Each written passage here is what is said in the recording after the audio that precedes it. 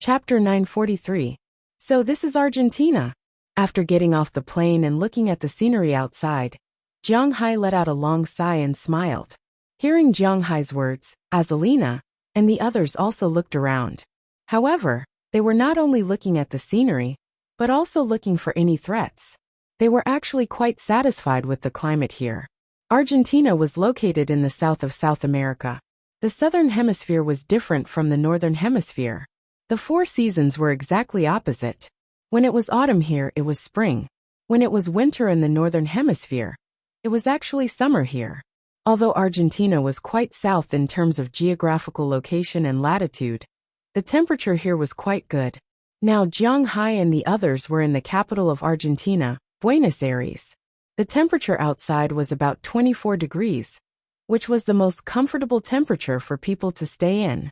It was okay to wear a thick short-sleeved shirt, a thin coat or a sweater. Looking at the Minister Este Pistolini International Airport in front of them, which was not much worse than New York's airport. Well, this airport name was a good way to make up the number of words. But unfortunately, it was unlikely that Jiang Hai would say this airport name many times. After the plane landed, Jiang Hai and the others got off the plane first. Because there were dogs and guns this time, Jiang Hai and the others could not enter the airport through the covered bridge. They had to be led by someone. And these people had already arrived after they got off the plane. Mr. Jiang, it must have been a long journey.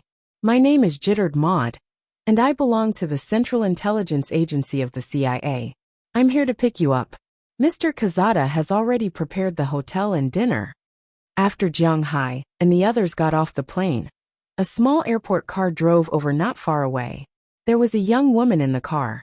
After the car stopped in front of Jiang Hai and the others, the young woman walked down and smiled at Jiang Hai. Oh, hello. I thought Kazada would be waiting for us here. Forget it, let's go. While talking, Jiang Hai looked at the woman. This woman looked to be in her 20s. She should be Caucasian. She had well-defined facial features, dark brown hair, and a height of about 1.75 meters. She was wearing a woman's suit, and some indescribable parts were extraordinarily bulging. She was also wearing glasses on her face. What kind of glasses lady is she? She is really selling. It had to be admitted that American agents were also very violent, but unfortunately, Jiang Hai did not buy it. After hearing the woman's words, Jiang Hai and the others also took out their things. Looking at Jiang Hai's things and the 2 dogs, the woman named Jittered Maud naturally knew something. With a wave of her hand, 2 airport cars in the distance had already been driven over. After placing their things, Jiang Hai and the others also got in the car and went outside. Using a special passage, Jiang Hai and the others got out of Ethiopia.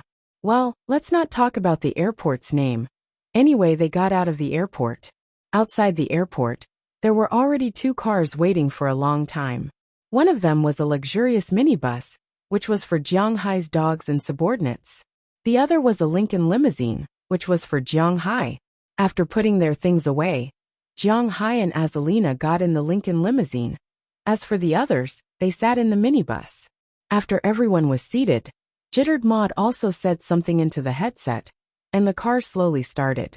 After leaving the airport, Jittered Maud also introduced the situation of Argentina to Jiang Hai. As everyone knew, in Argentina, samba and football were the 2 most important things.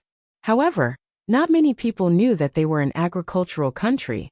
In the world, Argentina's beef breeding might be second only to the United States and Huaxia. And even some countries in Europe were far behind. Because there was no rainforest like the Amazon in the region, the public security was slightly better than places like Brazil.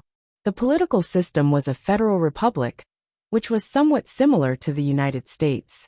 The full name of the United States was the United Kingdom of America, and each state was an independent entity. In Argentina, the situation was somewhat similar, but not completely the same as the United States.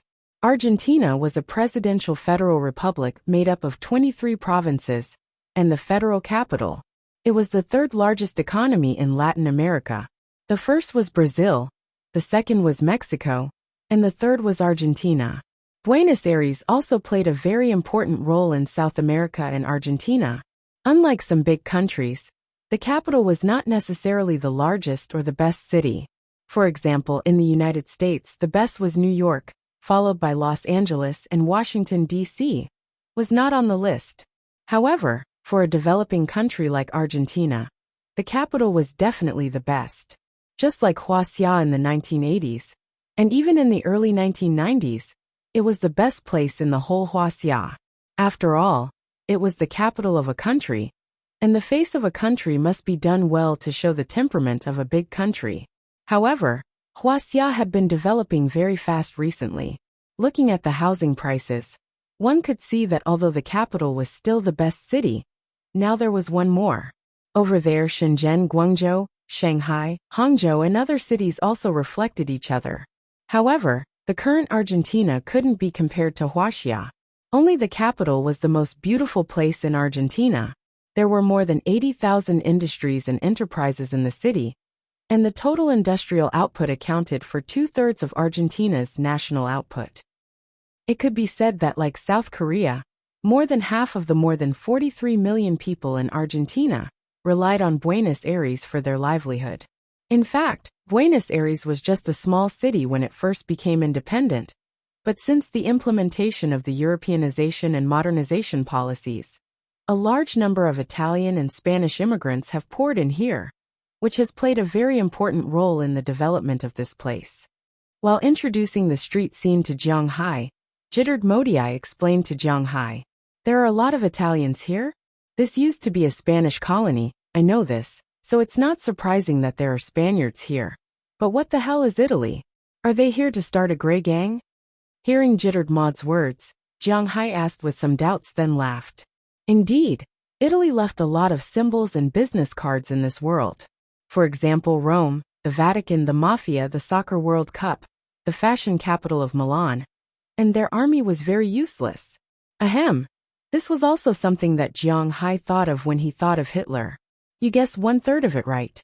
After those people came, they did come to clean up the dark forces here. But in addition, they also took a fancy to some of the prostitution business here. For example, the Boca district here is where these people gather. It is full of brothels and smokehouses, and more than 90% of them are opened by Italian Genoese. Hearing Jiang Hai's words, Jittered Mod shrugged. Under the surface of any city, there were undercurrents surging. Especially in a country like Argentina, there were definitely a lot of people eyeing them. Some dark forces were not something that Argentina could deal with. In South America, the main situation was like this, which was a bit ironic. There were many special organizations, not just organizations, but also some countries behind them, so Argentina could not afford to offend them at all. These organizations did not leave their areas, which was a tacit understanding between the two sides. The CIA had a lot of influence in the United States, so in Argentina, which was close to the United States, it was naturally very important. Some patrolling police cars even took the initiative to make way for Jiang Hai and the others on the road. If you are not in a hurry to leave, you can have fun here for a few days. There are still many interesting places in Buenos Aires. The operas and ballets in the Teatro Colombo are very interesting. The San Martin advertisement commemorates the Independence War here. There is also the obelisk, the 9th of July Street, which is currently the widest street in the world, with a width of 140 meters. It is also named in honor of Argentina's independence on July 9, 1810. There is also the Congress Building and the Congress Square. After introducing the places to pay attention to, Jittered Mod continued with the introduction of the city. There is also the Tango Street, the Plaza de Mayo, the Rose Palace. Buenos Aires is quite fun here. Seeing that Jiang Hai didn't speak, she also didn't stop. She kept talking to Jiang Hai about the local customs and customs of the area. And Jiang Hai also kept listening. One introduced, and the other listened. Not long after, the two cars arrived at a famous hotel in Buenos Aires. Jiang Hai could not tell what it was called, because it was in Spanish. Spanish was similar to Portuguese, but it was different from English. Therefore, Jiang Hai really could not recognize it. He only knew that the hotel looked good. It was more than 30 stories high, and behind it was the La Plata River. In front of it was a green park, and the natural environment and transportation were quite good. After Jiang Hai and the others got out of the car with their things, Luis Casado, who had met Jiang Hai twice, came out of the lobby with a smile on his face. In the CIA, he was definitely a big shot with real power, but unfortunately, he was nothing in front of Jiang Hai. In the United States, the rich were the first class, and these officials did not dare to provoke the rich. There was an old saying in Huaxia: the poor do not fight with the rich, and the rich do not fight with the officials. But in the United States, the poor do not fight with the rich, and the officials do not fight with the rich. Wealth was the first standard to measure a person's social status, not how much power you had. Of course, when the officials were at their limits, the rich had to be humble. For example, the president, the secretary of state, the secretary of defense, the director of the tax bureau, and so on. Jiang Hai was also afraid, but a small figure with real power in the CIA did not dare to show off in front of Jiang Hai. Chapter 944. Mr. Jiang, you're finally here. Looking at Jiang Hai, Luis Casada said with a smile. He had to admit that these people were quite sincere. When he first met Jiang Hai, he could not speak Chinese. Now he could already say hello to Jiang Hai in rough Mandarin, which really piqued Jiang Hai's interest. You know, our Huaxia's New Year is very important. After shaking hands with him, Jiang Hai said with a smile. Hearing Jiang Hai's words, Luis Casada also smiled and did not say anything. Instead, he walked directly into the hotel with Jiang Hai and booked a room first. Maybe it was because the information was sold for $10 million last time. This time, he did not ask Jiang Hai to take the money. Instead, he had already booked 2 suites. One was a presidential suite for Jiang Hai, and the other was an ordinary suite for Jiang Hai's subordinates. Of course, Jiang Hai's subordinates were only Knerson Peters and Belle Lester. After putting the things in the room, Aller Sarah and Wallace Shelley deliberately stayed in the room. Firstly, they wanted to remove the bugs and the like. Secondly, they wanted to keep an eye on these things. They didn't feel at ease leaving the room empty. If these CIB people did something to their weapons or clothes, it would be troublesome. Luis Casada did not care about this. He specially ordered food to be delivered to Jiang Hai's suite. Then, Jiang Hai took Belle Lester, Azalina, and Knerson Peters to the banquet hall that Luis Casada had already prepared. As for Goldie and Xiaobai, they were also lying in Jiang Hai's room. Outside, they only ate what Jiang Hai fed them. Azalina's food was not good. Jiang Hai also specially brought them some dried beef. This was their ration. Regardless of the people in the room, Jiang Hai and the others went to the restaurant downstairs and sat down. Jiang Hai had 4 people on his side: Jiang Hai, Azalina, Belle and Connor's son. On the CIB side there were 5 people. As Luis Casada said, they would bring a 5-person team this time. In addition to him, Jittered Mode, whom Jiang Hai met today, was also one of them. According to Luis Casada's introduction, this person was from the CIB in Buenos Aires, Argentina. She was a local tyrant in this area. This time they were going to the South Pole, so naturally, she would follow them. In addition to her, there were 3 other men. However, these 3 men were obviously combat personnel, not special agents. This was because they all looked very tough. Of course, special agents did not have to look like 007. In fact, they could not be special agents if they looked like that. Special agents were also divided into headquarters special agents, technical special agents, field special agents, and so on. Most of the agents on duty looked quite ordinary. Just like Luis Casada, people would subconsciously ignore his appearance. If it weren't for Jiang Hai's photographic memory, he wouldn't have been able to remember what Luis Casada looked like. As for Jittered Mode, because she was in the public relations department, it did not matter if she looked beautiful. As for these 3 people, they were purely assassins. Their main role was to fight. They were basically selected from Special Forces, or the Delta Force. Their combat effectiveness was quite strong. According to Luis Casada, among the 3 of them, one of them was a bearded man named Habakkuk Hall, who was mainly responsible for the ambush. Another one was named Keys Leslie, who was a sniper like Bell, and the last one was named Isaac Williams, a commando. Thus, a small team of the enemy was formed. Louis Cazada was the commander, but he was also a jack of all trades. He filled the other positions. As for the remaining 4 people, some were responsible for attacking, some were responsible for scouting, and some were responsible for sniping. Needless to say, Jittered Mode was responsible for intelligence and positioning. It was the same as Jiang Hai's team, which was China's Liz Shelley. After everyone introduced themselves, they sat down in a clear and distinct manner. Not long after, the dishes he ordered were all brought to the table. Argentina was a famous beef producer in the world, so the dishes here were basically all meat. Of course, the beef here was also very cheap. Therefore, the people in Argentina were different from the people in Brazil. Although the GDP in Brazil was high, it was easy to be chaotic. Therefore, if one went to the streets to look, most people were thin. On the other hand, the people in Argentina were very fat. Compared to Maradona, one would know what the people here looked like. Meat burritos, beef tenderloin ribs, South American barbecue. There were more than a dozen dishes, all of which were basically meat. There was only one vegetarian dish, a vegetable salad, and that was all. However, for Jiang Hai, being able to eat meat was a very happy thing. Therefore, when the dishes were served, he did not stand on ceremony.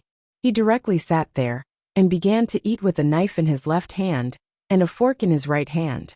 Looking at Jiang Hai eating, Cazada and the others did not care. They just continued eating. No one there dared to stop Jiang Hai. It was not popular for foreigners to talk about things while eating, so Jiang Hai ate very happily, and no one interrupted him. When he was almost done eating, he drank a glass of fruit wine to accompany the meal. He also felt very good. "Mr. Jiang, you've eaten dinner. Do you want to go out for a walk?" Seeing Jiang Hai place his knife and fork horizontally on his plate, Louis Cazada smiled and asked him, "Where do you want to go?"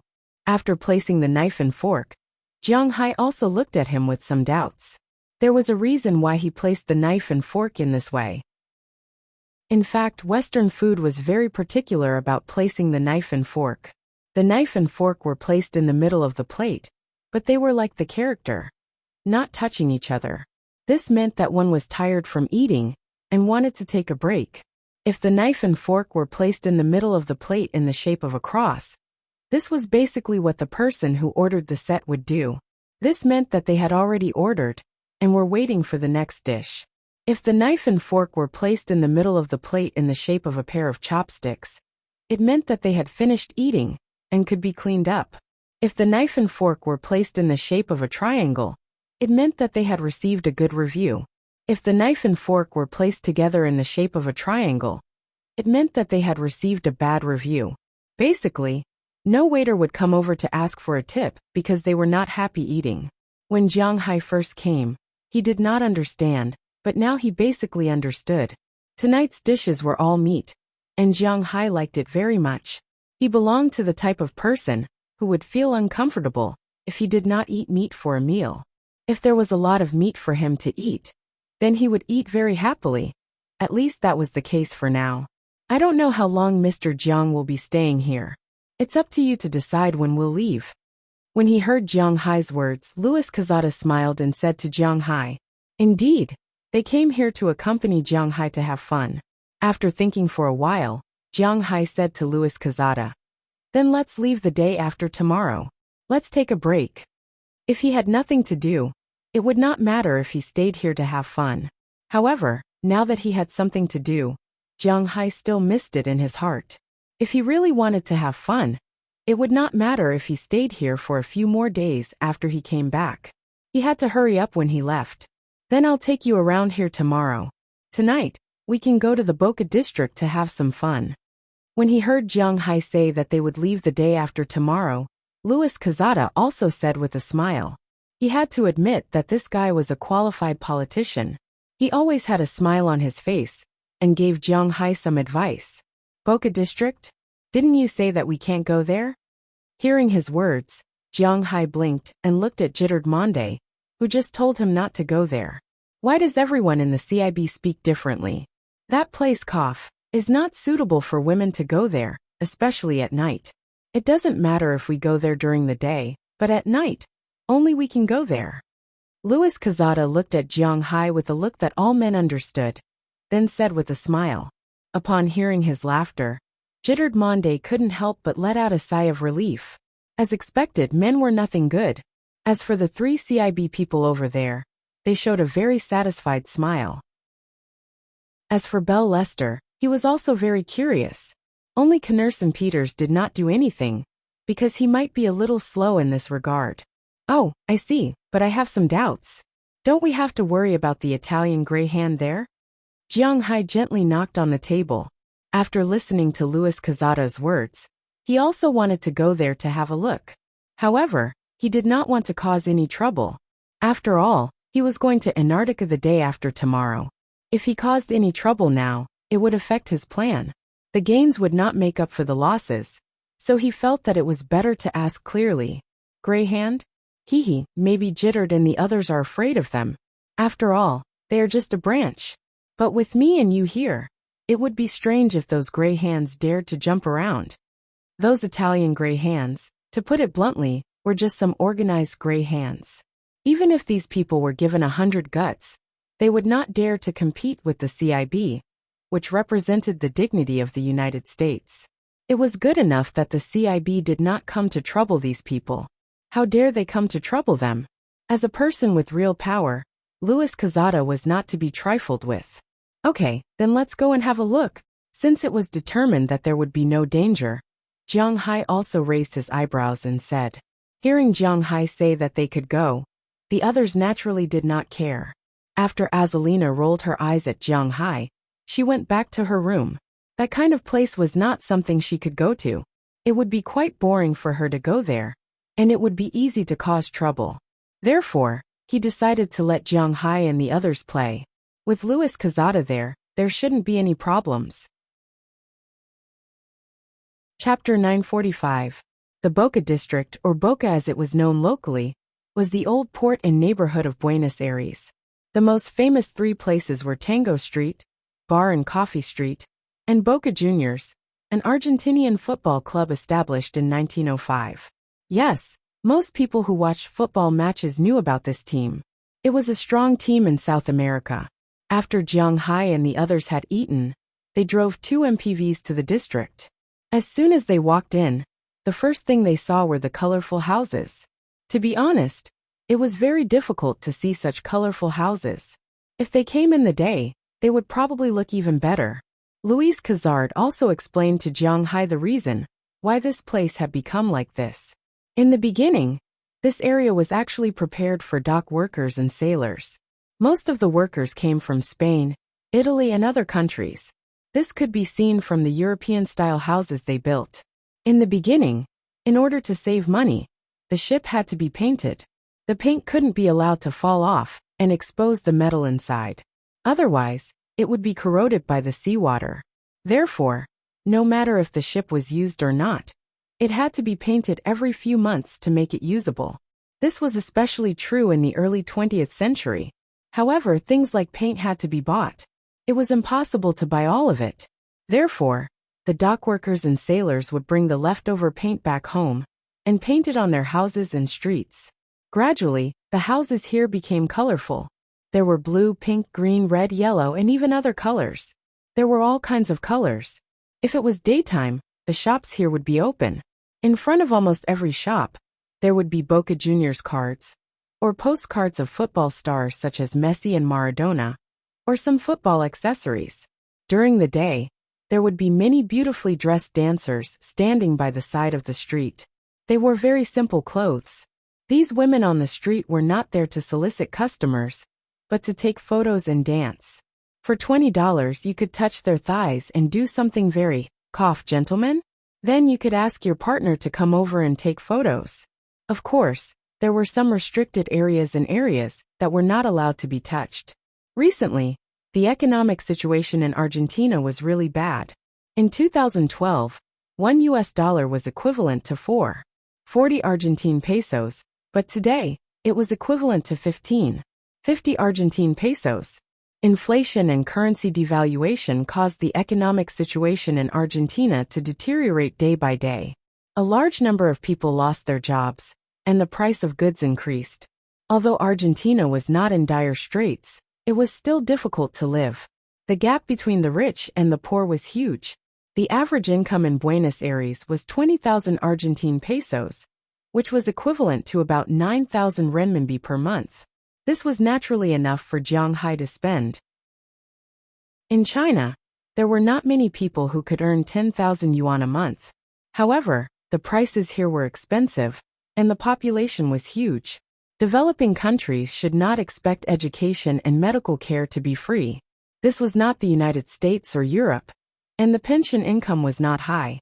Also, there was no family planning in Argentina. As the territory was not small, every family in Argentina would have 3 to 4 children. Before these children grew up, the pressure of life was very high. But the security in Argentina had always been good. One of the reasons was because of the habits of the people here. Argentina was different from Brazil. After it was occupied by the colonists, life in Argentina had been very prosperous. A long time ago, Argentina had the habit of hiding its wealth from the people. 100 years ago, its economic strength was one of the top 3 countries in the world. The 4 seasons in Argentina were like spring, so crops like soybeans, cows, and sheep grew all year round. The land was fertile, and there were rich minerals. It was a very good place. After Argentina became independent, the Peronist government was willing to hide its wealth from the people. The taxes collected were very low, and it greatly reduced the conflicts in society at that time. More money was invested in the public. That was why Argentines had the habit of dancing when they were bored, or playing football when they were bored. It could be said that the people in Argentina were rarely irritable. It was like Soviet Russia, where people would start a fight if there was a disagreement. There were not many people like that in Argentina, and it was a very lazy city. That was why even though the money had increased by 4 times in just 4 years, there was not much pressure from society. Everyone liked to make money happily. Similarly, like Brazil, Argentines had 2 extremes when it came to relationships between the sexes. One was the traditional type. In some traditional towns, if you got married and went out to find some professional women, these women would not do business with you. If you found a mistress or something like that, you would not be able to buy anything in the local area. This was a blatant disdain. However, in some untraditional places, some professions were especially developed. A few days ago, there was a very popular news. A father sold his 12-year-old daughter to a place with a special profession.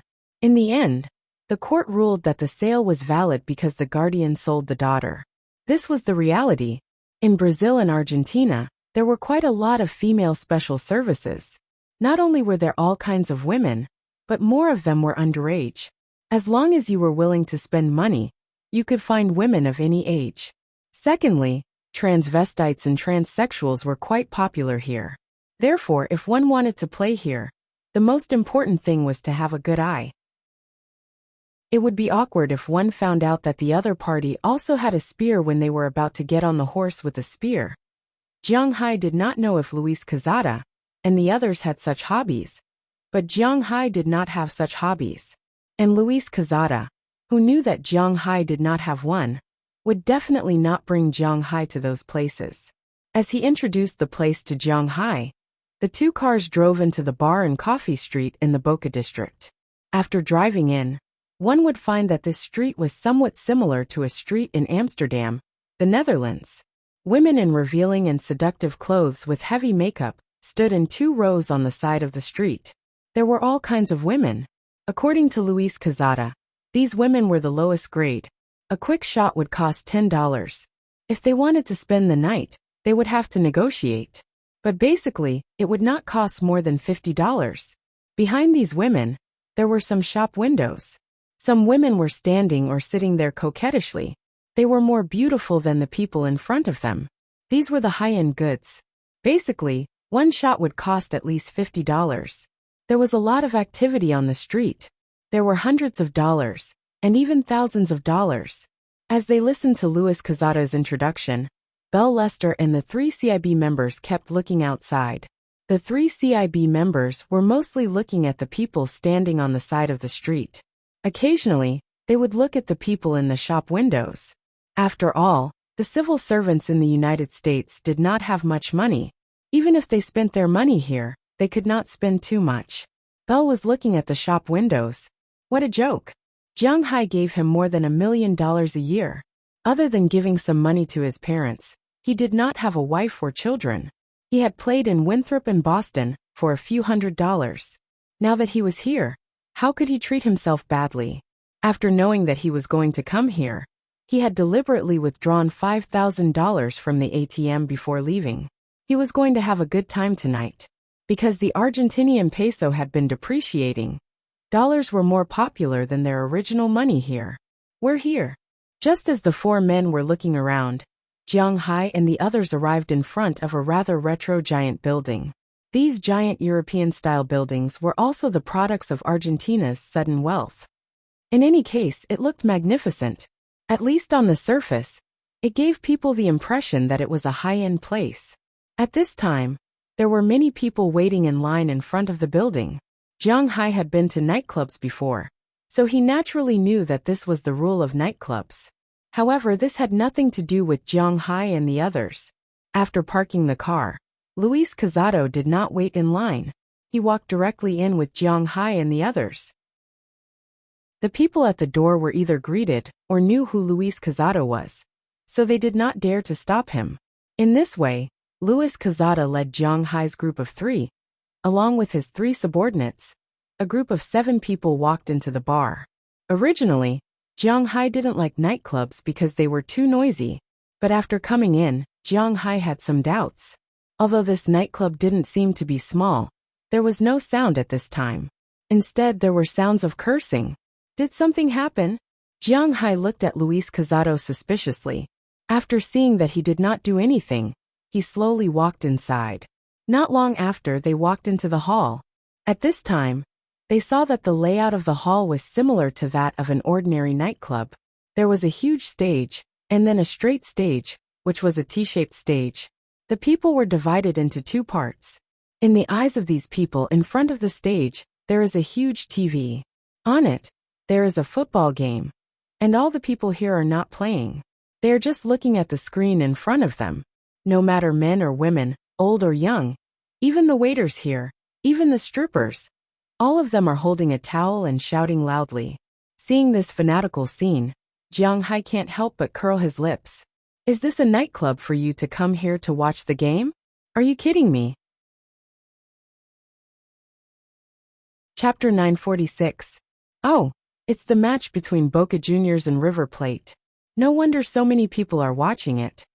Luis Casado glanced at the screen and said with a smile, South America and Europe were really the world of football. People in each region liked different sports. For example, Huaxia people liked table tennis.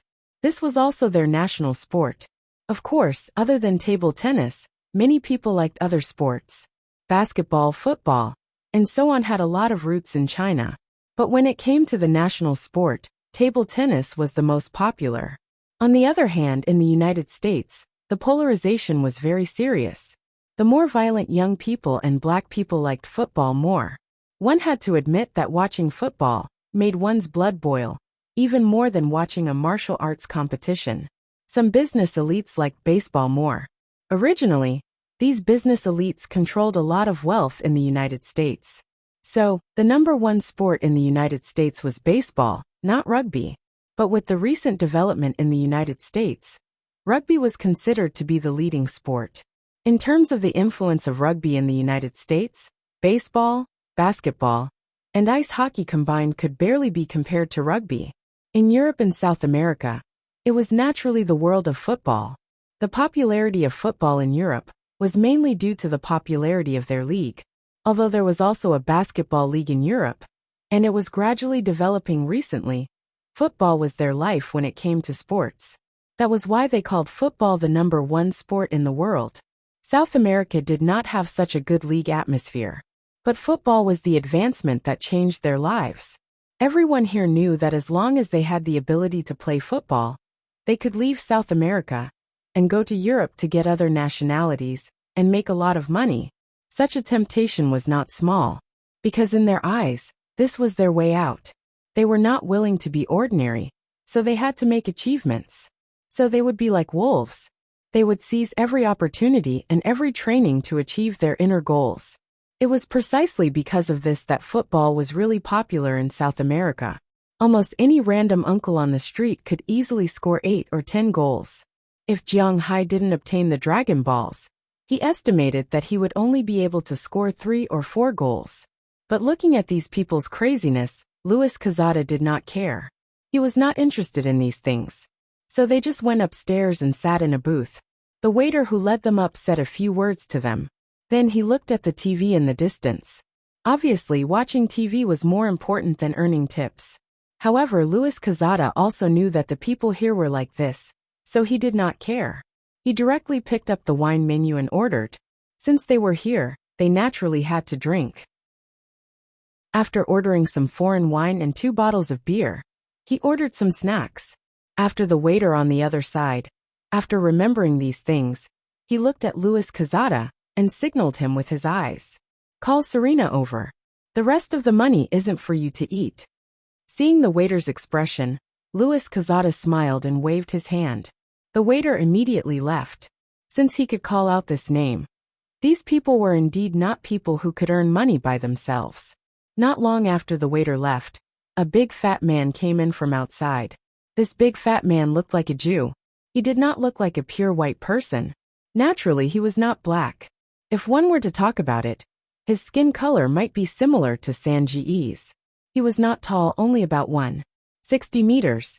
He had a full beard, deep eyes, and a big belly. A big gold chain hung around his neck. 8 of his 10 fingers were wearing big gold rings. The big gold watch looked thicker than Jiang Hai's Patek Philippe, but no one knew what brand it was. As soon as the big fat man came in, he opened his mouth and laughed, revealing several of his big gold teeth. Looking at Luis Quezada in front of him, the big man said loudly, "Ha ha ha ha, Mr. Quezada is here to play. Welcome, welcome. Tonight's drinks are on me. Everyone enjoy yourselves."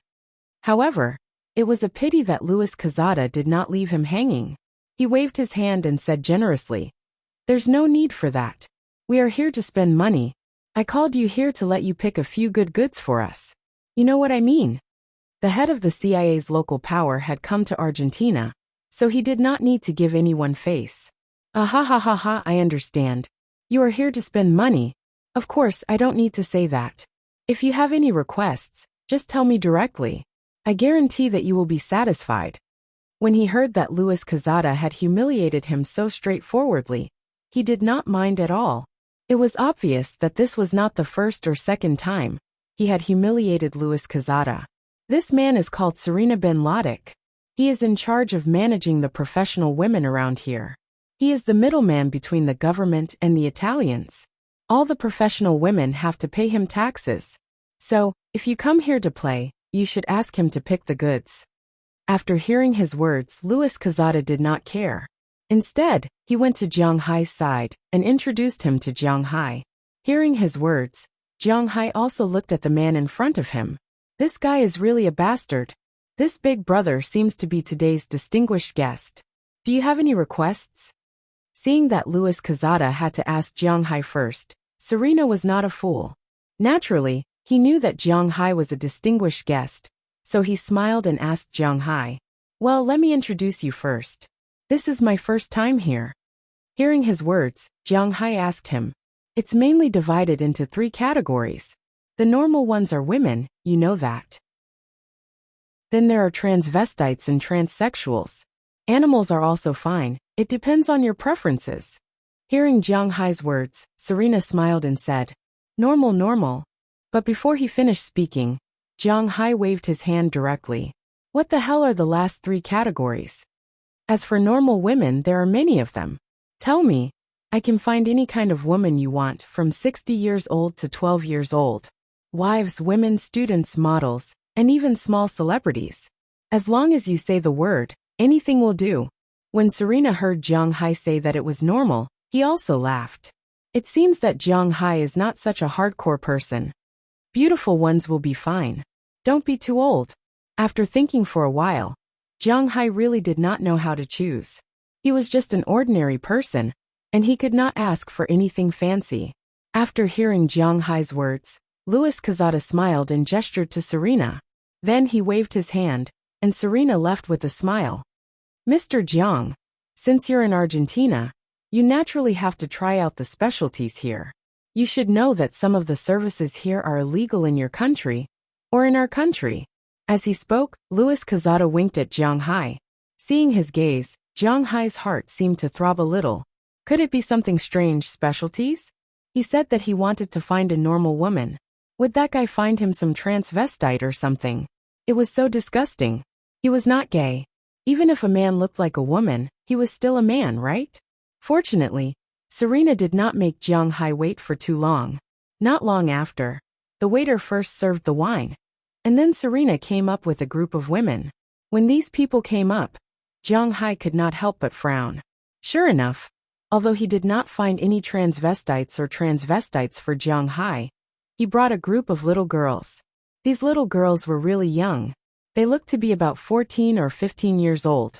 They were not wearing mature clothes, but they were basically wearing jerseys from every team.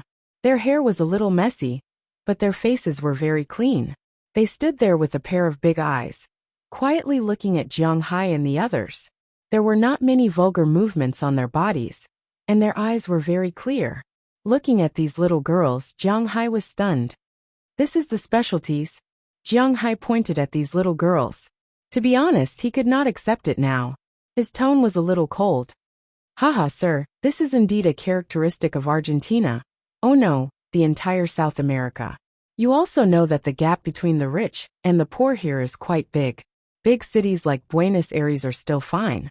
But in some remote places, it is difficult for people to support themselves. Coupled with the existence of the Silver Triangle, many remote areas, especially the border with Peru and Brazil, people's lives are very poor. In our country, children are casually born. Basically, there are more than 3 children in a family, so you also understand. Serena was naturally very good at reading people's expressions. When he saw that Jiang Hai was a little dissatisfied, he came over and said to Jiang Hai with a smile. Louis Quezada also smiled and drank a mouthful of wine. This kind of thing is very common in South America. After girls start to lose their HP at the age of 12, some poor people will sell their children. Most of them are sold here, but some will also be sold to rich families. This way, they can earn a sum of money, and at the same time, they will have one less mouth to feed at home. After they sell their children, they will have new clothes to wear, delicious food to eat, and even the money they earn can be used to supplement their family. It can be said that they are very happy to do this, and the government is also protecting them. They will not be easily beaten or scolded.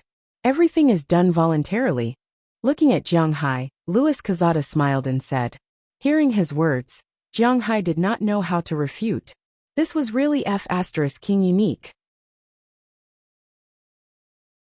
Chapter 947.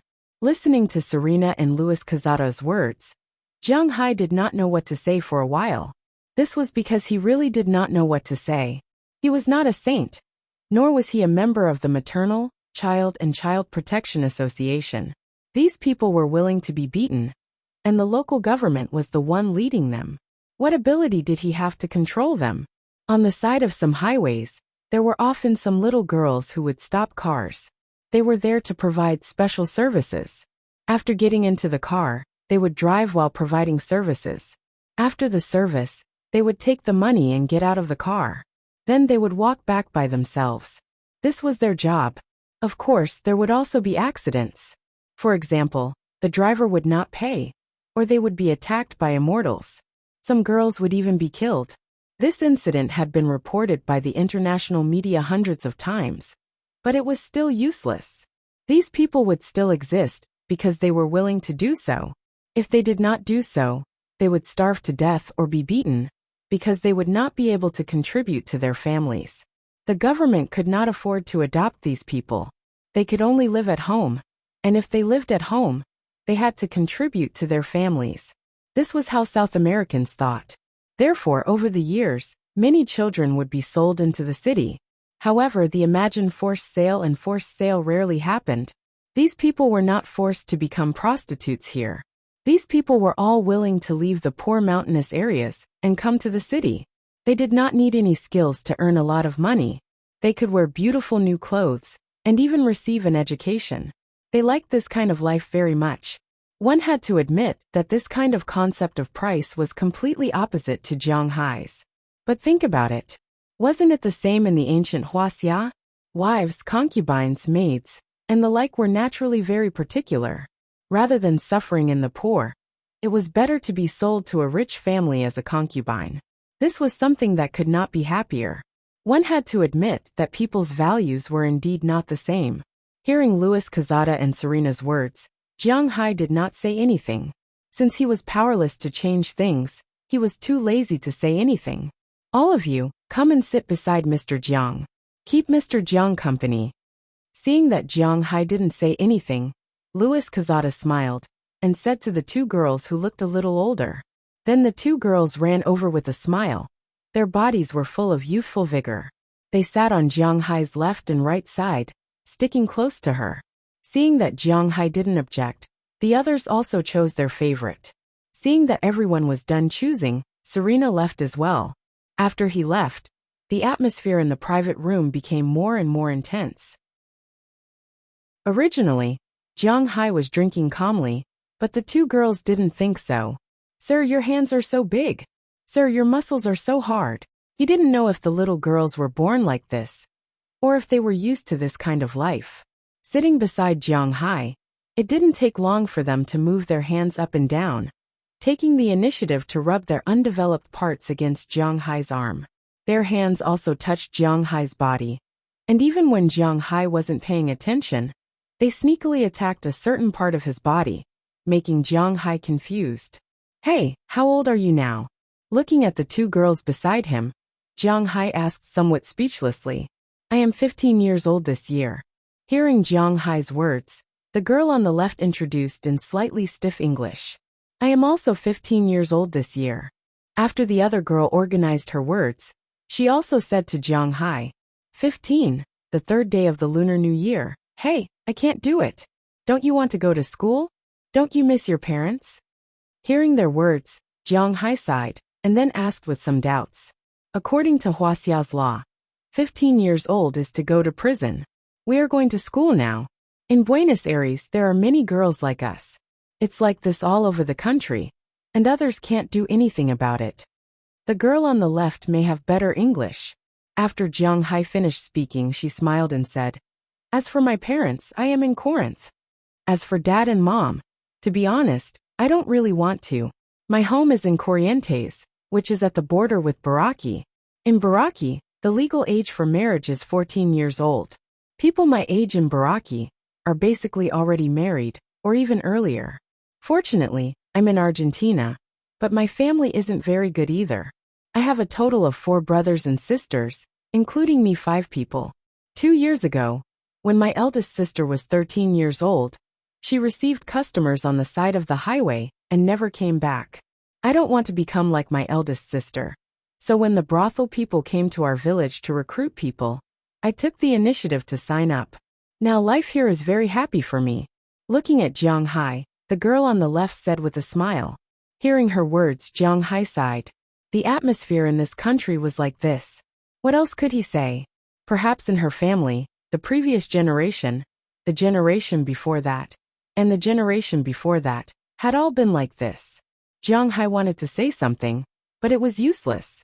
Just as Jiang Hai was sighing, he suddenly felt a soft thing in his hand. Looking back, he found that the other girl with poor English had already wiped the jersey she was wearing and printed Jiang Hai's palm on her newly developed and indescribable thing. Feeling the softness in his hand, Jiang Hai was completely stunned. Looking at Jiang Hai's expression, the two girls laughed. For them, this was just their daily life. Here, they can learn, they can make money, and they don't have to be afraid of hunger or cold. The only thing they need to do is to use their bodies to please the men. For them, this was not difficult. Looking at Jiang Hai's stunned expression, the girl with good English smiled and said, Boss, let's go over there to take a shower. Okay. Seeing that they were so proactive, and did not look like they were being forced, Jiang Hai sighed. Since that was the case, he would not be the bad guy. He just heard that these girls would be paid according to the amount of service they performed. Among the money, there was a fixed 1,500 pesos, which was $10, which was to be given to Serena. As for the rest, how much they could earn would depend on their ability. In this line of work, it was impossible to take money for no reason. It had to be based on the amount of service they performed. This was because they were also afraid that the customers would complain about them after they left. If that happened, they would not be able to continue working here. Jiang Hai could only laugh at this. Following the two girls, Jiang Hai walked out of the private room and went directly to a nearby elevator. The elevator went to the 4th floor. After getting off the elevator, they brought Jiang Hai into a room that looked like a water bath. Jiang Hai was not an honest person in the past. Naturally, he had done this before. Especially after the popularity of All the Way West, many bathhouses in the country started doing this. After entering the room, the two girls took off their clothes. They threw their jerseys, pants, socks, and so on the shelf at the side. In fact, they usually didn't dress like this. They had a game today, right? Seeing that they had taken off their clothes, they turned around and helped Jiang Hai take off his clothes. After taking off Jiang Hai's shirt, the girl with poor English asked Jiang Hai, "Customer, can I lick you? You can do whatever you want. I think you are quite pitiful. Help me spend as much money as possible." Hearing the girl's words, Jiang Hai sighed. The only thing he could do was to let these girls earn more money. Hearing Jiang Hai's words, the two girls' eyes could not help but light up. Then the girl kissed Jiang Hai's top. She did not know if Jiang Hai was allowed to write on it. The girl's green tongue was constantly moving. The feeling was indeed a little different. The other girls sped up the time to help Jiang Hai take off his clothes. Although Jiang Hai had always said that he could not bear to touch a girl, it was inevitable that a man would raise the flag after being teased. When the girl with better English saw the flagpole, she could not help but exclaim in surprise, "Oh my God, this is great!" Hearing her exclamation, the girl who was originally licking Jiang Hai's two indescribable places also looked down and exclaimed. Then she stopped licking the flag and knelt down together. Looking at the thing in front of them, the two girls licked their lips. The girl with better English directly lowered her head, while the other one helped to stimulate Jiang Hai's senses. Jiang Hai could be considered to be a veteran. After all, there were only so many women who had a fixed relationship with him. But the two girls in front of him gave him a different kind of stimulation. This time, Jiang Hai only lasted for about 20 minutes before it was over. It's really great. We can use it for a long time.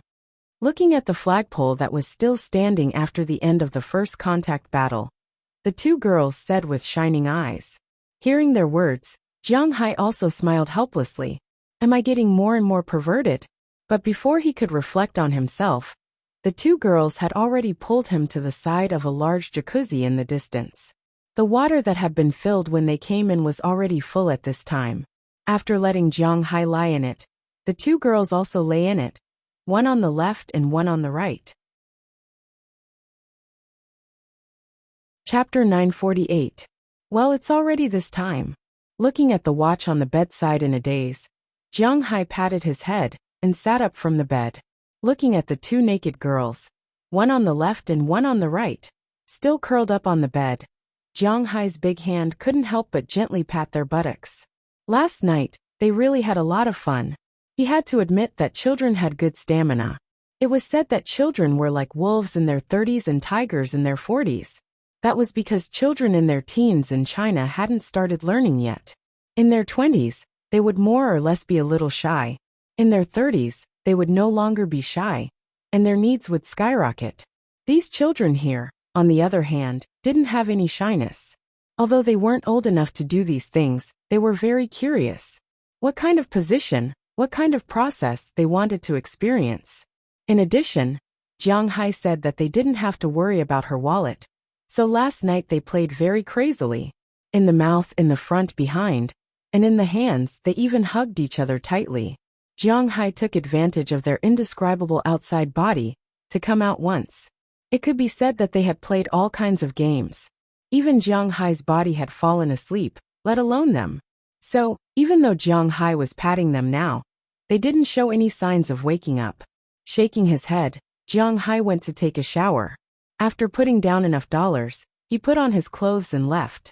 When he left the room, the surroundings were already very quiet. He took the elevator to the first floor, only to find that it was already empty. Only a few workers were cleaning up there. Jiang Hai didn't care, and went straight to the parking lot. When he arrived, he found that Connorson Peters had been waiting here for a long time. Connorson was indeed not that interested in women, but he wasn't a virgin who didn't know anything. So he also stayed here last night, but he woke up early. When he saw Jiang Hai come out, he also stood up and followed beside Jiang Hai. Jiang Hai saw that the others hadn't come out yet, so he wasn't in a hurry. He first went to a nearby shop to have breakfast. While he was eating, Belle Lester, Louis Cazada, and the others came out one by one. It was said that men had 4 irons. Originally, Jiang Hai thought that Louis Cazada was a very bad guy. Even if he deliberately learned Chinese for him, Jiang Hai was still very unhappy with him. However, at this time, his opinion of him had changed a little. After all, they had played together before, so they could be considered buddies. Therefore, Jiang Hai specially treated him to breakfast this morning. As for the wine last night, naturally he paid for it. As for the money that they had to pay, naturally, they paid for it separately. This kind of thing was very particular. No matter how good a buddy was, they wouldn't treat each other like this. Of course, Jiang Hai didn't know who said it, but anyway Jiang Hai believed it. As for why, Jiang Hai really didn't know. After the group of 6 had breakfast, they drove back to the hotel. After arriving at the hotel, Jiang Hai naturally didn't have anything to say. After all, Azalina and the others wouldn't trouble Jiang Hai because of this kind of thing. After resting in the hotel for a while, Jiang Hai and the others went out to play today. They took a good look around Buenos Aires. In the evening, they ate a good meal of beef and seafood in the recommended hotel. After that they rested for the night. The next morning they were ready to go. Along with them, Luis Cazada and the others were also ready to go. The group rushed to the airport in the morning. This time, Jiang Hai's goal was the South Pole. Naturally, it was impossible for them to go directly from Buenos Aires. This time, they were going to Tierra del Fuego. Tierra del Fuego was known as the closest land to the South Pole. It was located at the southernmost tip of South America, with an area of about 48,700 square kilometers. In the beginning, to be honest, this place wasn't very popular. After all, the environment here was very bad. Other than glaciers and swamps, there was almost no way to survive. However, since the global awareness was launched, many countries were interested in this place. After all, this was an outpost in the South Pole. In the 19th century, which was more than 1800 years ago, South America was liberated. Most of the countries in South America declared their independence during this period of more than 100 years. After the liberation, the major countries began to occupy their own territories. Although Tierra del Fuego had nothing and was not suitable for human habitation, Chile and Argentina still fought a few times. However, in the end, they felt that it was not worth it. Therefore, in 1881, the two countries drew their own borders here. The east belonged to Argentina, and the west belonged to Chile. Argentina occupied 2/3 of the area. And now, Chile was about to go crazy because of that decision. Because at first there was nothing here. Other than the glacial lake, there was a swamp, and there was only a small grassland. It was even next to a forest. It was indeed not a good place. But now, the richness of the resources here made everyone speechless.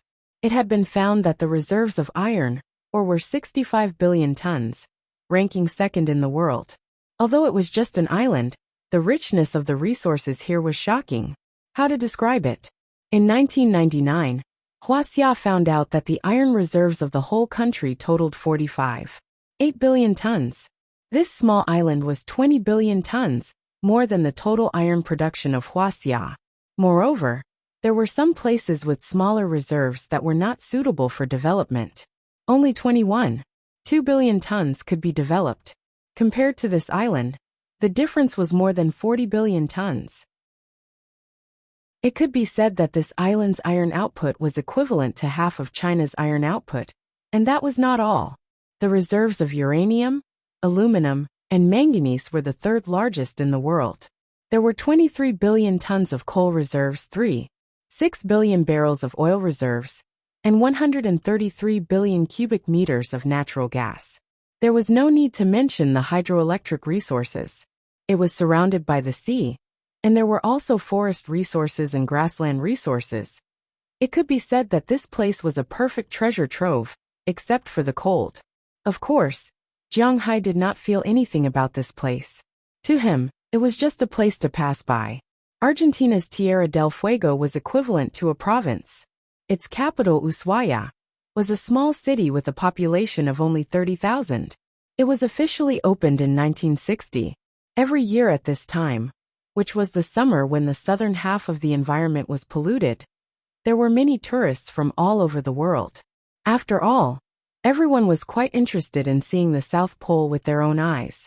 Jiang Hai's goal this time was also here. After arriving here, they will take the icebreaker and go directly to the South Pole. Then they will land at the USA's South Pole Detection Station, and then go deep into the interior of the South Pole. After getting off the plane in Tierra del Fuego, Jiang Hai felt that the climate here was completely different from that in Buenos Aires. This was because it was hotter than in Buenos Aires. It could not be helped. It was summer in the South Pole. After getting off the plane, they entered a relatively good hotel in Ushuaia. After all, this was an outpost in the South Pole, and people who could afford to go to the South Pole were basically not short of money. Therefore, the price of the room here was very good. And naturally, the supporting facilities were also very good. Jiang Hai and the others stayed there for the night. No one came to trouble Jiang Hai and the others, and Jiang Hai and the others did not go out to play. They just spent the night very calmly. Early the next morning, Luis Quezada had already arranged for an icebreaker. He took Jiang Hai and the others onto the ship. The icebreaker was not small, but its facilities were certainly not comparable to those of luxury cruise ships. Fortunately, Luis Quezada was quite capable. The ship was similar, and the cabin of the entire ship was divided into 3 parts. One part was for the sailors and the captain of the ship. There was also a large compartment with 3 rooms, which was prepared for the CIB people. Another large compartment also had 3 rooms, which was prepared for Jiang Hai and the others. After boarding the ship, after all, Jiang Hai also has his own fishing grounds, so his people didn't feel any discomfort. However, people who often go to the sea know that after going out to sea, they can't see anything, so it's quite boring. Sitting on this ship was the same. Because it was summer now, there were no glaciers on the sea level, so naturally, there was nothing to see. Therefore, after staying here for a while, Jiang Hai and the others returned to the cabin. Naturally, after returning they checked their weapons. When it was time for lunch, they went to eat. The distance from Tierra del Fuego to the South Pole was a total of 800 kilometers, and this ship was relatively fast. It could travel at 20 knots per hour, which was almost 37 kilometers per hour. In other words, if they maintained this speed, it would take them 22 hours to reach the South Pole. What's more, the closer the ship was to the South Pole, the slower it would be because there would be some floating ice or shallow reefs on the sea floor. Therefore, according to Luis Quezada, it would take them more than a day to reach the South Pole. Jiang Hai and the others did not mind. After eating lunch and dinner on the ship, Jiang Hai and the others returned to their rooms to sleep. However, early the next morning, Jiang Hai felt a biting cold wind blowing on him. When he opened his eyes, he found that Azalina, Galina, and Wallace Shelley were curled up together in his arms. He touched the edge of the bed next to him. Originally, when they set off, he felt a little cool at most, but now his hands were frozen. Looks like we're almost there. He picked up the thermometer on the table. At this time, the air plague had plummeted to about 2 degrees Celsius. Although it was still above 0, it was still very cold. Seeing this, Jiang Hai woke the 3 women up first, and asked them to put on their clothes to sleep. Then he went out to wake up Belle, Lester and Connor's son, as well as little Huang and Xiao Bai in the other room. He also prepared coats for them in advance. Soon after everyone was fully armed, the sky outside also began to brighten. Chapter 949. 20 hours passed by quickly. After Jiang Hai and the others got up, they washed their faces, brushed their teeth, and ate some breakfast. When they went out again, they saw some broken ice floating on the sea surface in the distance from time to time. However, it was completely different from the winter in Antarctica. It was summer here, so there were not too many broken ice. Instead, there were some small islands in the distance with a lot of exposed soil and rocks. With Jiang Hai's eyesight, there were many seabirds, seals, and other creatures on those exposed islands. There were many penguins among them. It was also the time of year when penguins were reproducing. In addition to some black and white penguins, there were also many gray penguins. It was quite interesting to look at from afar. When we get ashore, you will know how annoying these guys are. Although the others did not have Jiang Hai's eyesight, they were also looking with binoculars. But when they saw Jiang Hai and the others' movements, the captain couldn't help but laugh and say, although Jiang Hai and the others did not understand what he meant now, they knew from the captain's words that these penguins and seals were indeed not good people. As the ship got closer and closer to the Antarctic continent, Jiang Hai and the others also felt the Antarctic winter. They were now by the sea, so the temperature was not very cold. It was about 2 or 3 degrees below zero, but when the sea breeze blew, it was not ordinary cold. Fortunately, Jiang Hai and the others were used to the temperature in his fishing ground, but some of the CIB people could not stand it. The 3 team members were still fine. They were outside all day long, so they could still withstand the wind and sun. They wore thick combat uniforms, tactical vests and other things and held guns. But the 2 guys, Louis Kazada and Jittered Maud, could not stand it. After looking outside for a while, they returned to the cabin. As for whether they went to get warm, and how to get warm, Jiang Hai and the others did not know. Standing on the ship, they felt the biting cold north wind. Not long after, the outline of a scientific research station in the distance appeared in front of Jiang Hai and the others. Almost all the major countries in the world had scientific research stations in Antarctica. Most of them were from Soviet Russia. This was also the result of the Cold War. At that time, Soviet Russia had been competing with the United States for the position of the world's leader. Whatever the United States did, the United States would do. At that time, Soviet Russia was really strong. But unfortunately, Soviet Russia's heavy industry was extremely developed, but its light industry was really not good. It was almost non-existent. At that time, almost all the light industry came from Huaxia. In the far east of Soviet Russia, which was the Siberian region, people like Jiang Hai and the others had heard of it. Their parents' generation would often take the train to the border. There, they would trade the light industry products from Huaxia for gold or other valuable things. At that time, one of Fu Yuan's relatives was in this business. Once, after he had finished trading, he saw someone selling Caucasian puppies.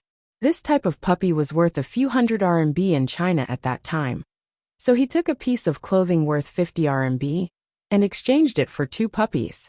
He sold one and gave the other to Fu Yuan's family. Jiang Hai and the others knew about this. It was because they only developed heavy industry and did not develop light industry. As the world gradually became peaceful, the main products produced by the heavy industry in Soviet Russia, such as weapons, could not be sold. After that, they were cheated by the United States, and Soviet Russia was finished. Then they disintegrated. But these things that were inherited from the previous era were still very useful. Currently, Soviet Russia had 8 scientific research stations in Antarctica, which was the most. The second was the United States with 5, followed by Huaxia with 4. Normally, people who came to Antarctica for vacation would first land on Half Moon Island. There was Argentina's Camara Scientific Research Station there. But Jiang Hai was not here for vacation, so they went straight to the American Scientific Research Station. The big ship slowly docked at the bridge outside the Scientific Research Station. Then, Jiang Hai and the others prepared to disembark. But just as they were about to disembark, the people on the ship were also preparing to disembark. "Are you going to wait for us here?" Jiang Hai looked at these people and asked with some doubts. Of course, the CIA officer paid for the round trip. "There are no fish now, so it's better for us to wait for you." Moreover, there are many entertainment programs here. Hearing Jiang Hai's words, the captain laughed. Looking at his smile, Jiang Hai was a little confused. What entertainment could there be in this world of ice and snow? Jiang Hai shook his head. Since these people were not leaving, it would save him a lot of trouble. Carrying his things, Jiang Hai got off the ship and went to the center of the scientific research station. There were some exposed areas with a large group of penguins and seals. The seals were more or less clever. When they saw the ship coming from afar, most of the seals dove into the cold sea. Although they did not swim away, they watched the people on the ship from the sea. If these people had the intention to attack them, these guys would immediately dive into the sea and escape. The penguins were much more stupid. In fact, no one would catch a penguin. First, because there were really many of these animals. Second, because these things were really worthless. The skin of penguins was really not suitable to be made into clothes. Although they looked like this, the fur on their skin was really feathers. It might not be as useful as duck feathers or goose feathers. Also, who would go through so much trouble to come to Antarctica to kill these creatures? Next was the meat of this creature. Perhaps it was to keep out the cold, so it was all fat. If it was in ancient times, these moving pieces of fat might have been really popular with the common people. But who would eat them now? This was the reality. Therefore, there were 120 million of these creatures in Antarctica alone. They had nothing to do with being endangered or high risk. The seals in Antarctica could eat 15 penguins a day, so these things were really not a lot. After getting off the ship, Jiang Hai knew the first reason why penguins were so annoying. Because these guys were too smelly. When they were on the ship, they were far away, and the wind was blowing from the south to the north. After all, it was summer, so Jiang Hai did not smell it. When he got off the ship, he felt like he had entered a chicken farm. Penguins were the same as most birds. They didn't have a fixed place to defecate. They could defecate wherever they wanted. Therefore, from afar, one couldn't see clearly. Now that they were closer, they could see bird feces everywhere. The stench combined with the fishy smell of the sea almost made Jiang Hai vomit. Even his subordinates couldn't help it. Fortunately, these people were all experienced fighters. Whether it was Azalina or Belle, they were not weak. Knursen Peters used to fight in the underworld. He had endured human feces mixed with blood in the ring, let alone bird poop, so he did not do anything else. Among the CIA people, the three soldiers naturally did not care, but the woman, jittered Maud and Louis Cazada, vomited on the spot when the wind blew. After they got used to it, they covered their noses and walked out of the area. They entered the scientific research station that belonged to the United States in the distance. As soon as they walked in, they saw a fat man holding a beer and looking at Jiang Hai and the others with a smile. Especially when he saw the 4 women who came with the team, his eyes could not help but light up. "Welcome, welcome. Come in, please." The guy smiled at Jiang Hai and the others and said with a smile, "This is Dr. Vistan Karl, the person in charge of this scientific research station." Seeing this guy being so enthusiastic, Louis Cazada, who had just calmed down, also took a deep breath, walked in front, and introduced Jiang Hai. "Hello, doctor." Hearing that he was the person in charge here, Jiang Hai frowned. His sixth sense told him that this guy was definitely up to no good, especially when he looked at the 3 women beside him just now. But because this was his territory, Jiang Hai still reached out and shook his hand. "This is Jiang Hai, Mr. Jiang. He's going to Antarctica to take a look. We will stay here for the night and leave early tomorrow morning." When Jiang Hai shook hands with him, Louis Cazada also introduced Jiang Hai. Hearing his words, the doctor also smiled. In fact, how could he know Jiang Hai? But that did not prevent him from saying something like, "I've been looking forward to meeting you for a long time." But his eyes kept glancing at Azalina and the others. Looking at him, Azalina and the others also frowned. This guy seems to be a little bit of a pervert. "Please come in. I'll introduce you to the situation here." Maybe he saw the disgust in Azalina's expression, but he did not care. He smiled and led Jiang Hai and the others in. Not long after, Jiang Hai and the others walked into the scientific research station. The scientific research station was divided into 3 major areas. The living area, the scientific research area, and the observation area. The so-called observation area was an open-air platform. Of course, there was a glass cover outside to block the wind. Here, one could observe and record the celestial phenomenon of Antarctica. There were many machines and the like in the scientific research area, which Zhang Hai could not understand. The living area was definitely one of the largest areas in the scientific research station. Everyone had their own independent living space. There was a huge warehouse, a bar area, a place for bathing, a kitchen, a dining room, and so on. However, Zhang Hai found that in this scientific research station, regardless of whether it was men or women, they were all looking at Zhang Hai and the others strangely. The men were looking at the women and Zhang Hai's team presumptuously, while the women were looking at Zhang Hai. Many women were about to drool at the sight of Coniston Peters, who was a big and tall man. Chapter 950. What does this mean? Zhang Hai looked at the eyes of these people in front of him. If it weren't for the fact that these people still looked like humans, he would have thought that he was in a Resident Evil world. Why do these people's eyes look so strange? Oh, I'm not sure. I'll go and ask right away. Louis Quezada also felt that the atmosphere was a bit strange, so after thinking for a while, he said something to Zhang Hai. He then nodded to Jittered Maud behind him. After Jittered Maud saw Louis Quezada nodding, she immediately took out a smartphone. However, her phone was different from ordinary smartphones. The system of this phone was the internal system of the CIA.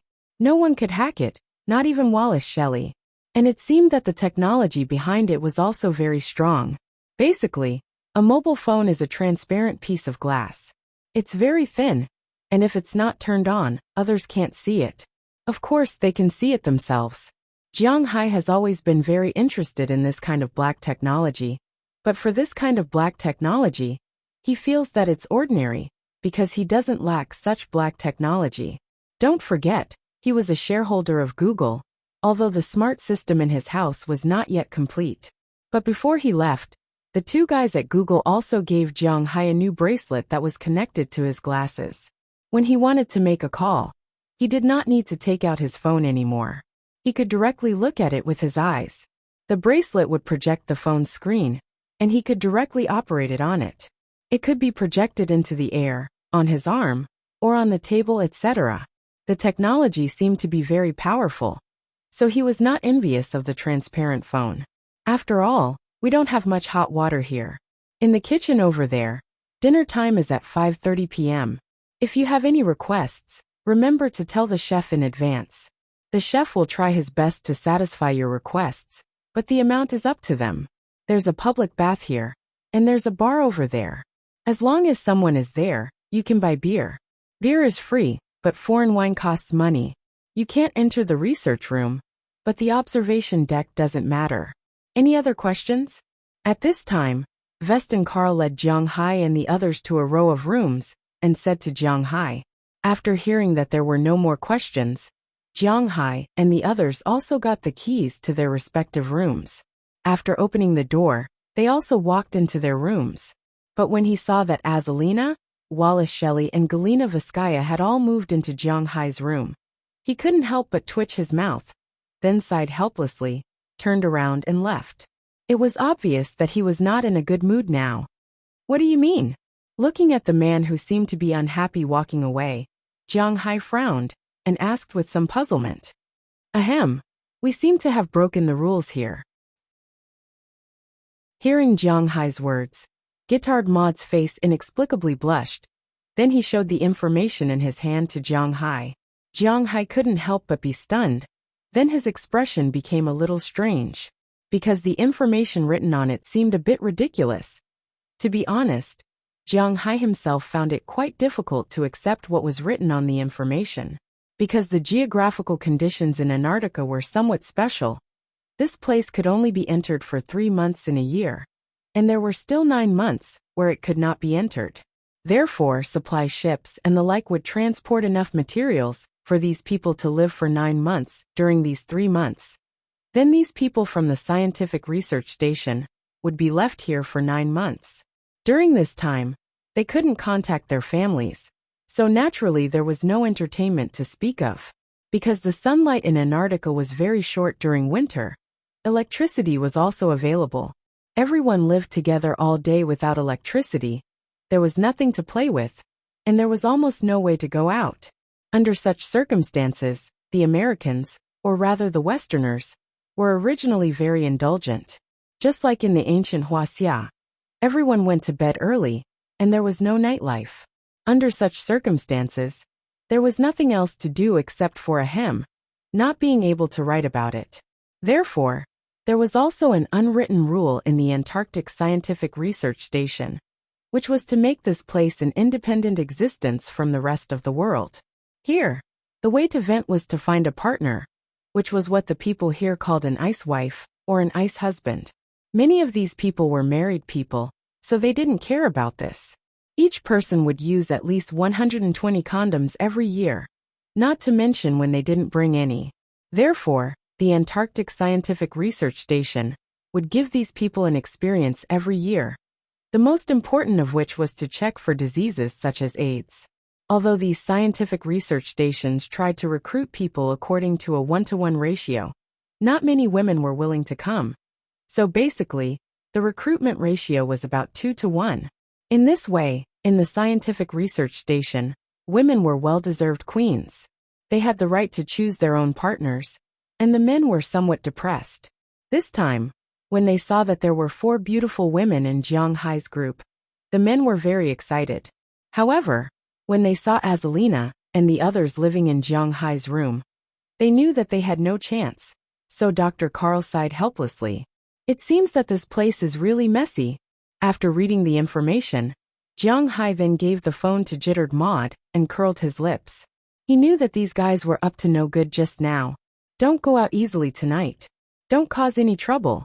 Tomorrow morning, we will leave after getting the supplies. Louis Cazada, who also read the information, also said at this time, then walked into his room. Jittered Maud thought for a while and followed in.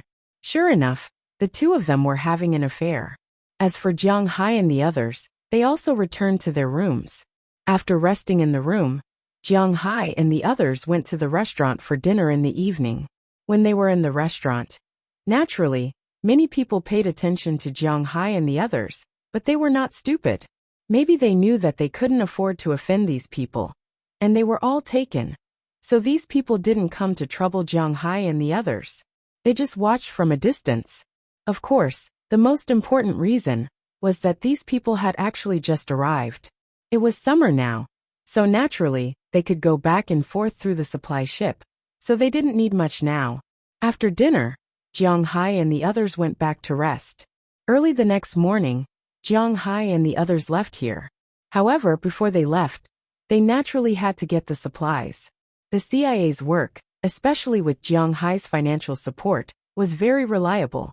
The scientific research station here had already prepared the things they needed.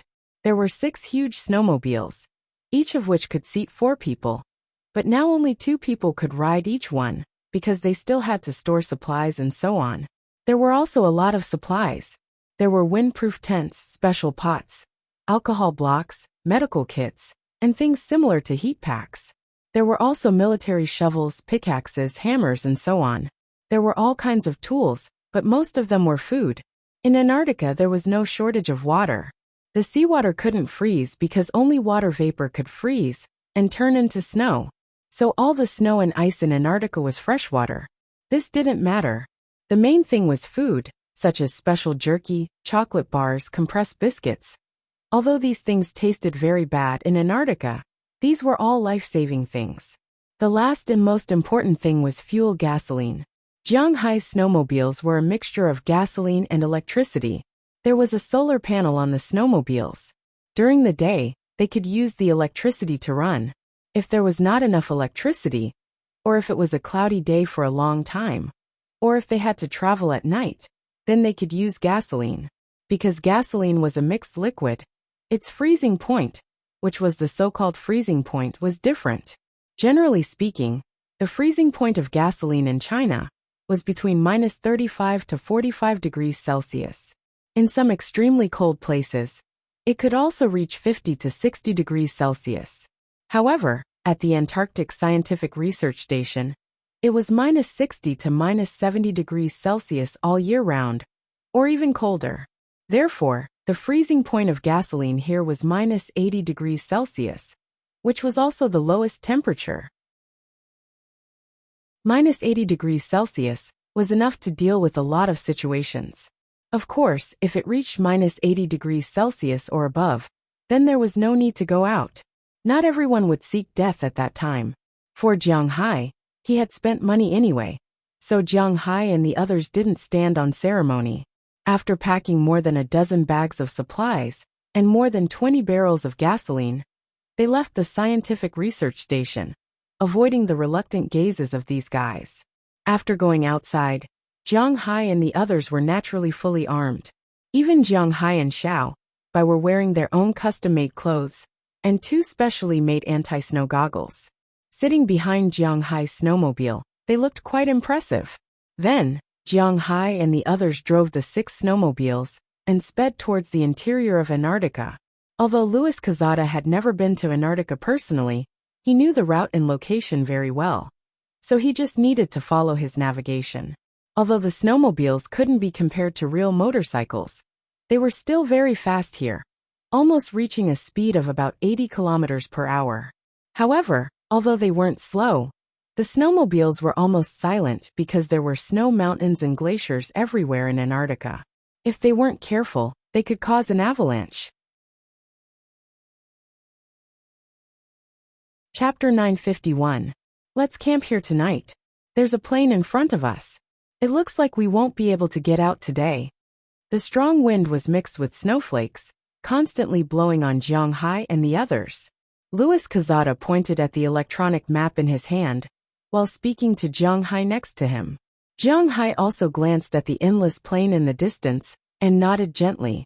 Then the 2 of them separated and jumped down from the snow slope in front of them. They entered the 2 small camps behind them, one on the left and one on the right. This was where they lived. There were 2 tents on each side, one big and one small. They looked pretty good.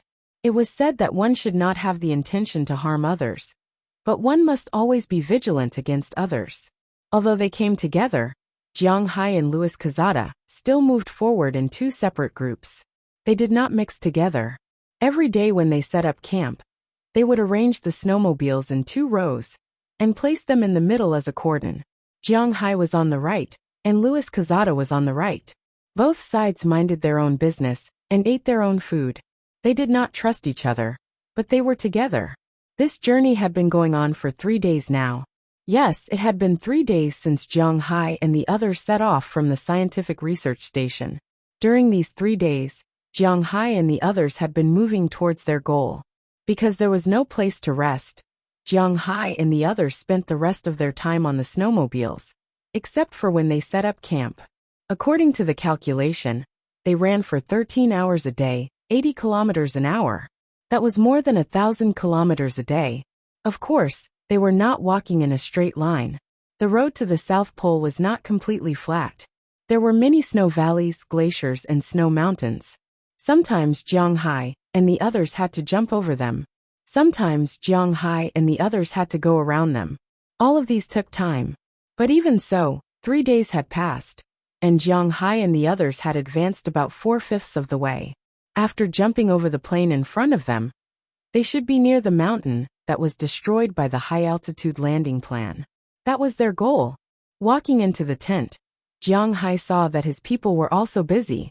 Wallace Shelley was fiddling with her electronic equipment. These things were to ensure that Jiang Hai would have the ability to walk out of here if he fell out with Louis Quezada. She had to be careful.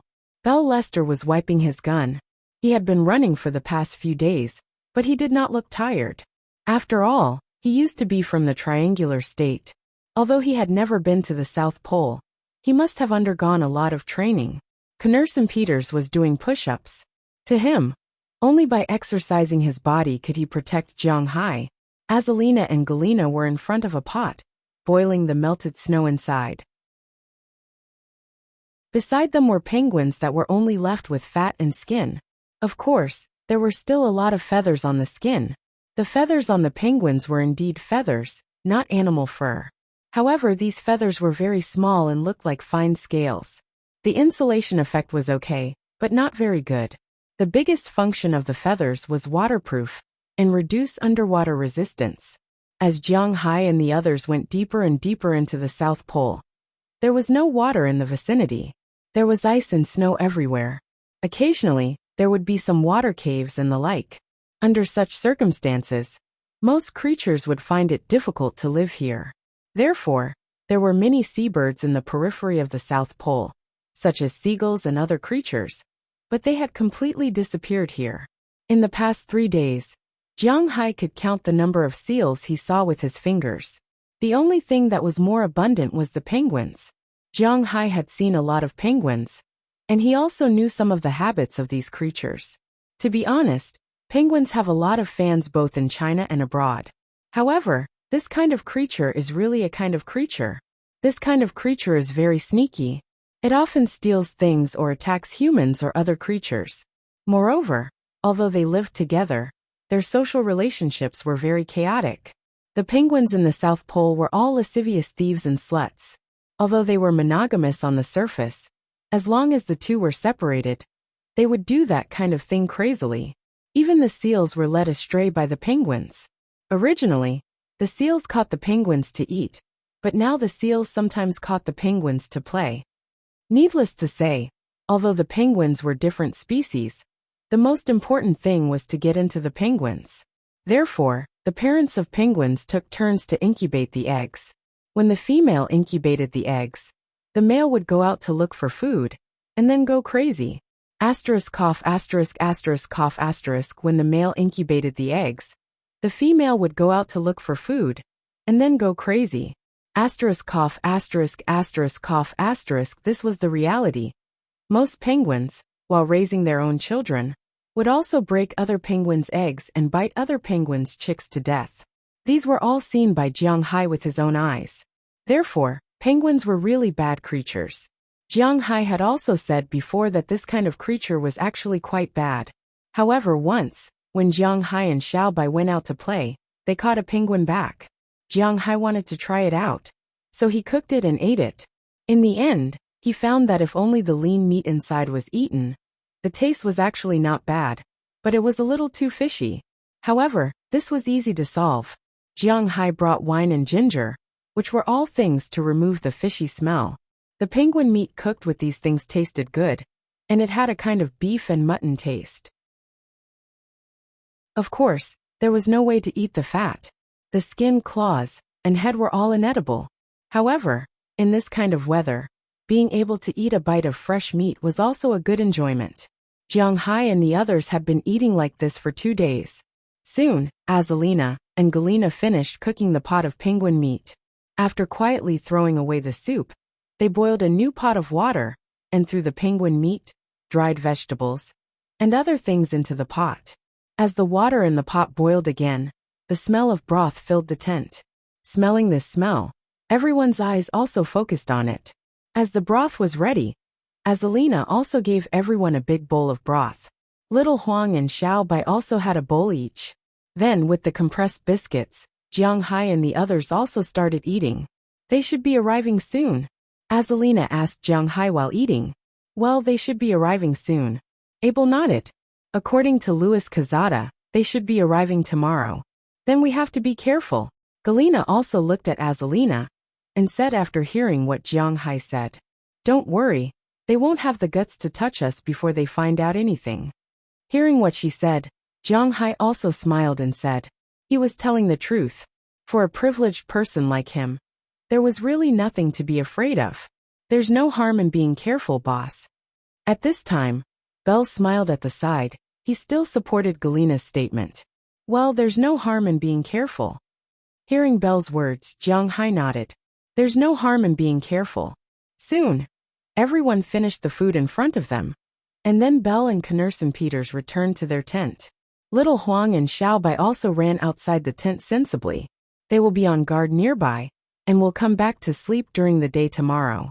Compared to being on guard, they are actually more dutiful. Then, only Jiang Hai and the other 3 were left in the tent. Of course, this is the Great South Pole, Jiang Hai is not crazy enough to make children in the tent, but rubbing and hugging are inevitable, and they are more used to this. After changing his clothes, Jiang Hai hugged the three girls and fell asleep. The night passed without any words. The next morning, Azalina heated a pot of water again. After everyone washed up, they looked at the direction of the wind. After all, it was summer. Although the wind was about level 7, they could still walk. After putting on their equipment and packing their things, Jiang Hai and the others rode their snowmobiles, jumped over the snowy peak in front of them, and headed towards the plains in front of them.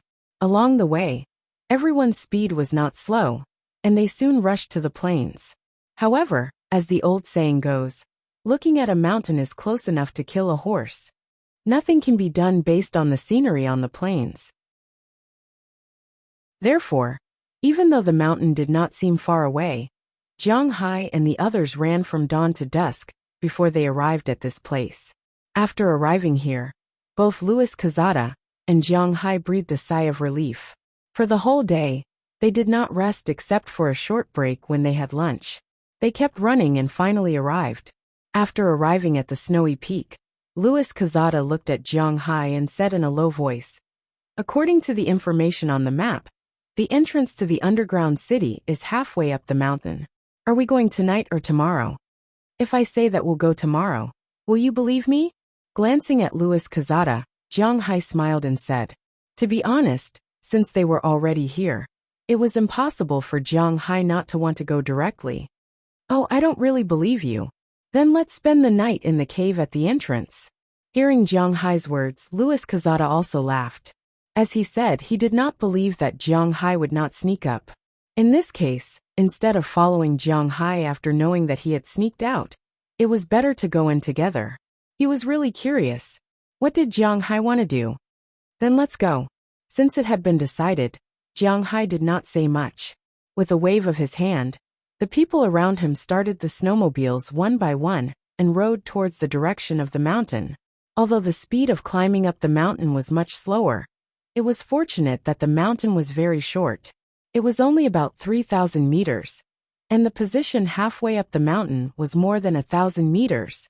Although the higher they went, the stronger the wind and the colder it became. Everyone could still barely hold on. Finally, before the sky was completely dark, Jiang Hai and the others arrived halfway up the mountain. At this moment, what entered their eyes was a huge cave. Chapter 952. Looking at the huge cave in front of him, Jiang Hai swallowed a mouthful of saliva and asked in a low voice, "Is this it?" "Well, this is it." Hearing Jiang Hai's words, Louis Kazada glanced at the GPS in his hand and said with certainty. At the same time, he also swallowed a mouthful of saliva, because the cave in front of him looked really eye-catching. The discovery of this cave was quite accidental. During the United States high-altitude landing operation, a plane happened to hit this snowy mountain and then fell not far away from the mountainside.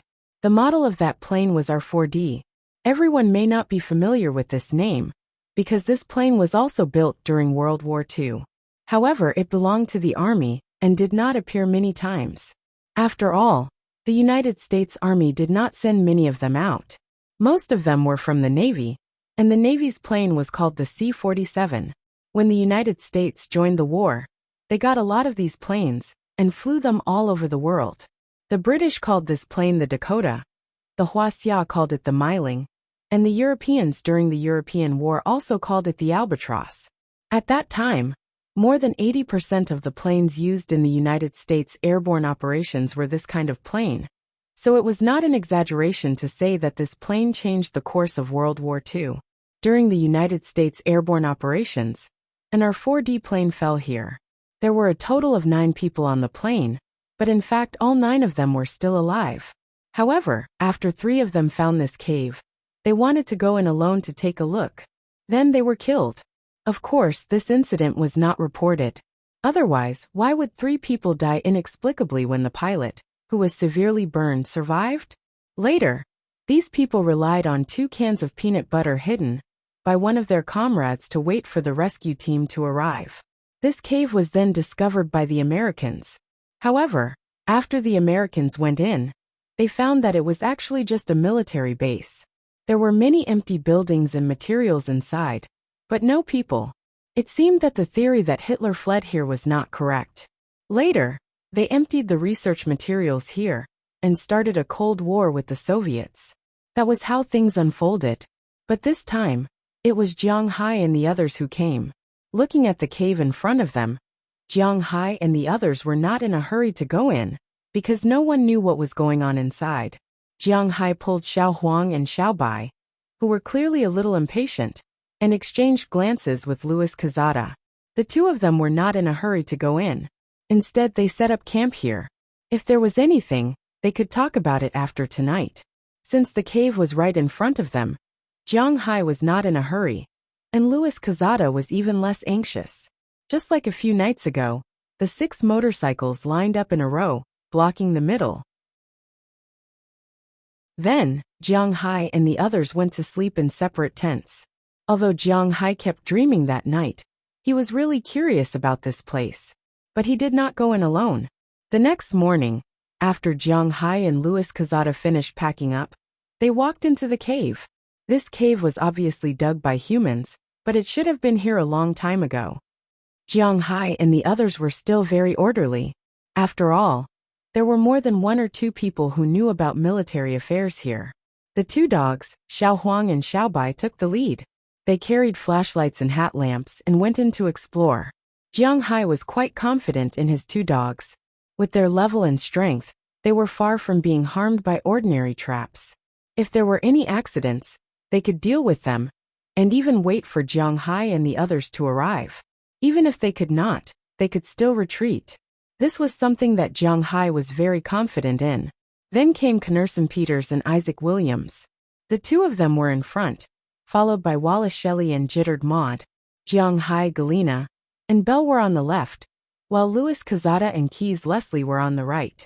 Azalina and Quezada Hall were at the end of the group, keeping an eye on the situation outside. Each of them had 2 flashlights, one on top of their heads, and one tied to their guns. They illuminated the dark parts of the cave, making it as bright as day. The further they went, the deeper they felt the cave was. I can see that the Third Reich was really powerful back then. If it had really unified Europe and Soviet Russia, the situation in the world would probably be completely different now. Louis Quezada also looked at the wall beside him, thinking about how someone could dig such a cave in the Antarctic 70 years ago. He felt that it was a little unbelievable. At least, it was hard for him to imagine. The problem is that he lost. In fact, there is nothing bad about the current world, right? Hearing Louis Quezada's words, Jiang Hai smiled. He did not care about history, nor did he care about which empire was the strongest. He only cared about himself. You could say that he was selfish, you could say that he was shameless, and you could say that he was unpatriotic. In fact, the only person Jiang Hai loved was himself. Other than himself, there were only those who were related to him. Beyond these people, there would be countries, nations, and so on. These were the life values of an ordinary person. You could not use any moral standards to kidnap him, because he did not care about you at all. He was no longer a hot-blooded 17 or 18-year-old young man. His blood had long since turned cold. Well, although I don't want to admit it, you are right, Louis Quezada said in a low voice as he shrugged. Woof woof woof woof. At this moment, a few dog barks came from afar. It was neither fast nor slow. After hearing it, Jiang Hai nodded secretly. This was also his, Goldie's, and Xiao Bai's secret signal. If they encountered an enemy that they could not defeat, they would retreat quietly. If they were discovered, they would bark quickly. If there was no danger, and they had reached the end, they would bark slowly to remind Jiang Hai and the others. Now that the 2 dogs were barking slowly, Jiang Hai knew that there would be no problem. So he also quickened his pace and walked inside. As they turned a corner in the cave, a huge metal door appeared in front of Jiang Hai. Jiang Hai and the others could not help but stop and look at the door with a shocked expression. This giant door was really big, about 7 or 8 meters tall. It was made of pure metal. In this cave, at the same time, it looked gloomy, but at the same time, there was a sense of deterrence. In the middle of the door, there was a huge symbol of a reverse cross standing there. However, perhaps because it was too old, a lot of paint had fallen off on the anti-cross sign. It was faintly black, but overall it was still gray. At this time, Goldie and Xiao Bai were in front of the door. When they saw Jiang Hai and the others coming, they stopped barking and sniffed around. What should we do now? Looking at the door in front of him, Jiang Hai walked over and gently patted the metal door. He heard a clanging sound, then turned his head and looked at Luis Quezada. According to the information, this door can only be opened with a mechanism. Let me see, it should be here. Hearing Jiang Hai's words, Luis Quezada thought for a while and began to look around. Sure enough, it didn't take long for him to find a protruding stone. If he looked carefully, he would find a very hidden circle on the stone. This was the mechanism to enter the door. Seeing this, Luis Quezada couldn't help but press his right hand on it. Unfortunately, the mechanism he had imagined would be triggered, and the door did not open. Perhaps it was because it was too old, rusted, or frozen. In short, Luis Quezada's face turned red, but the door did not move at all. Let me try. Seeing that his boss could not do it, Habakkuk Hall also went over, but unfortunately, it was still useless. Then, Sears Leslie and Isaac Williams also tried, but the result was no use. Looking at them, Jiang Hai could not stand it anymore. He walked over and motioned for Isaac Williams to move aside. To be honest, the three people from the CIB were not very optimistic about Jiang Hai. In their opinion, other than being rich, Jiang Hai did not have any other abilities. The ones they really needed to pay attention to in this team were Belle from the Triangular State and Azalina. Of course, they had to be especially careful of Knerson Peters in close combat. This guy's close combat ability was not bad. If they were to rank the danger level of Jiang Hai's team, Azalina, a former agent and assassin, would be number 1. Bale, a soldier of the Triangular State, would be number 2.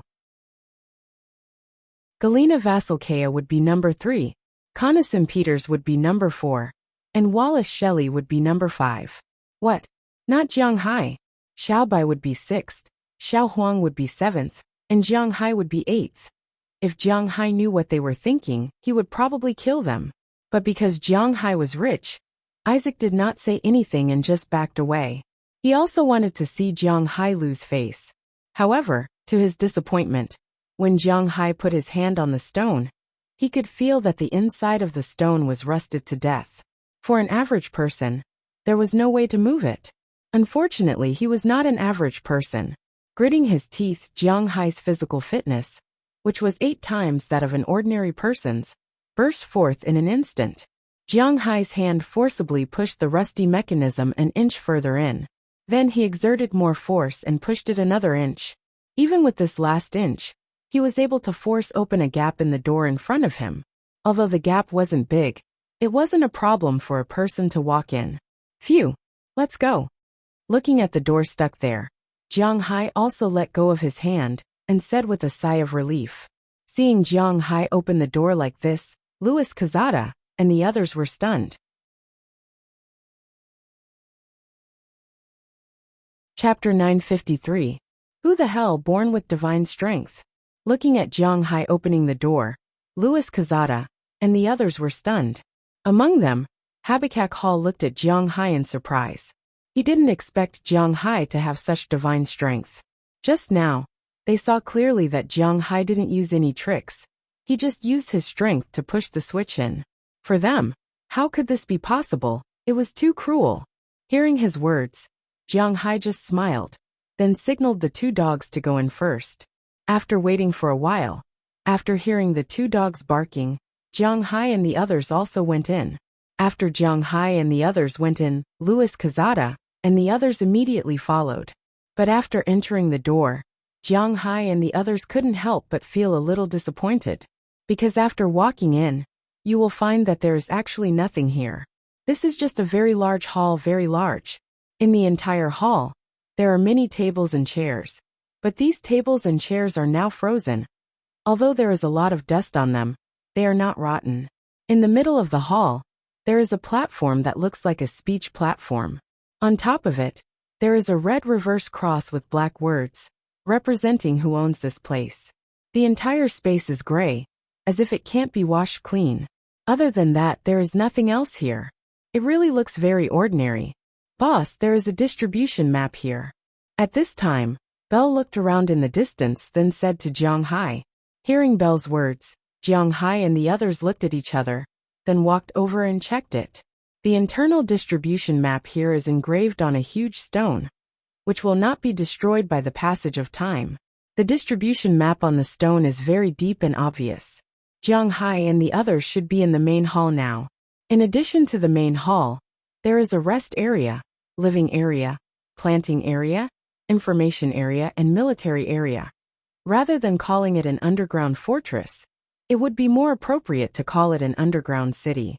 Back then, when the Germans built this place, it seemed like they were really going to use it as a place to live. Not only were there troops stationed here, but there were also civilians and scientists. It seemed like the Chancellor was really going to move the elites of the Third Reich here. There's almost no important information here. Basically, all the important information has been taken away by the Federation. Looking at the map, Louis Cazada said to Jiang Hai, Indeed, there is no information on this map. Whether it was about weapons or people's livelihood, the Americans would not stay. Let's go take a look.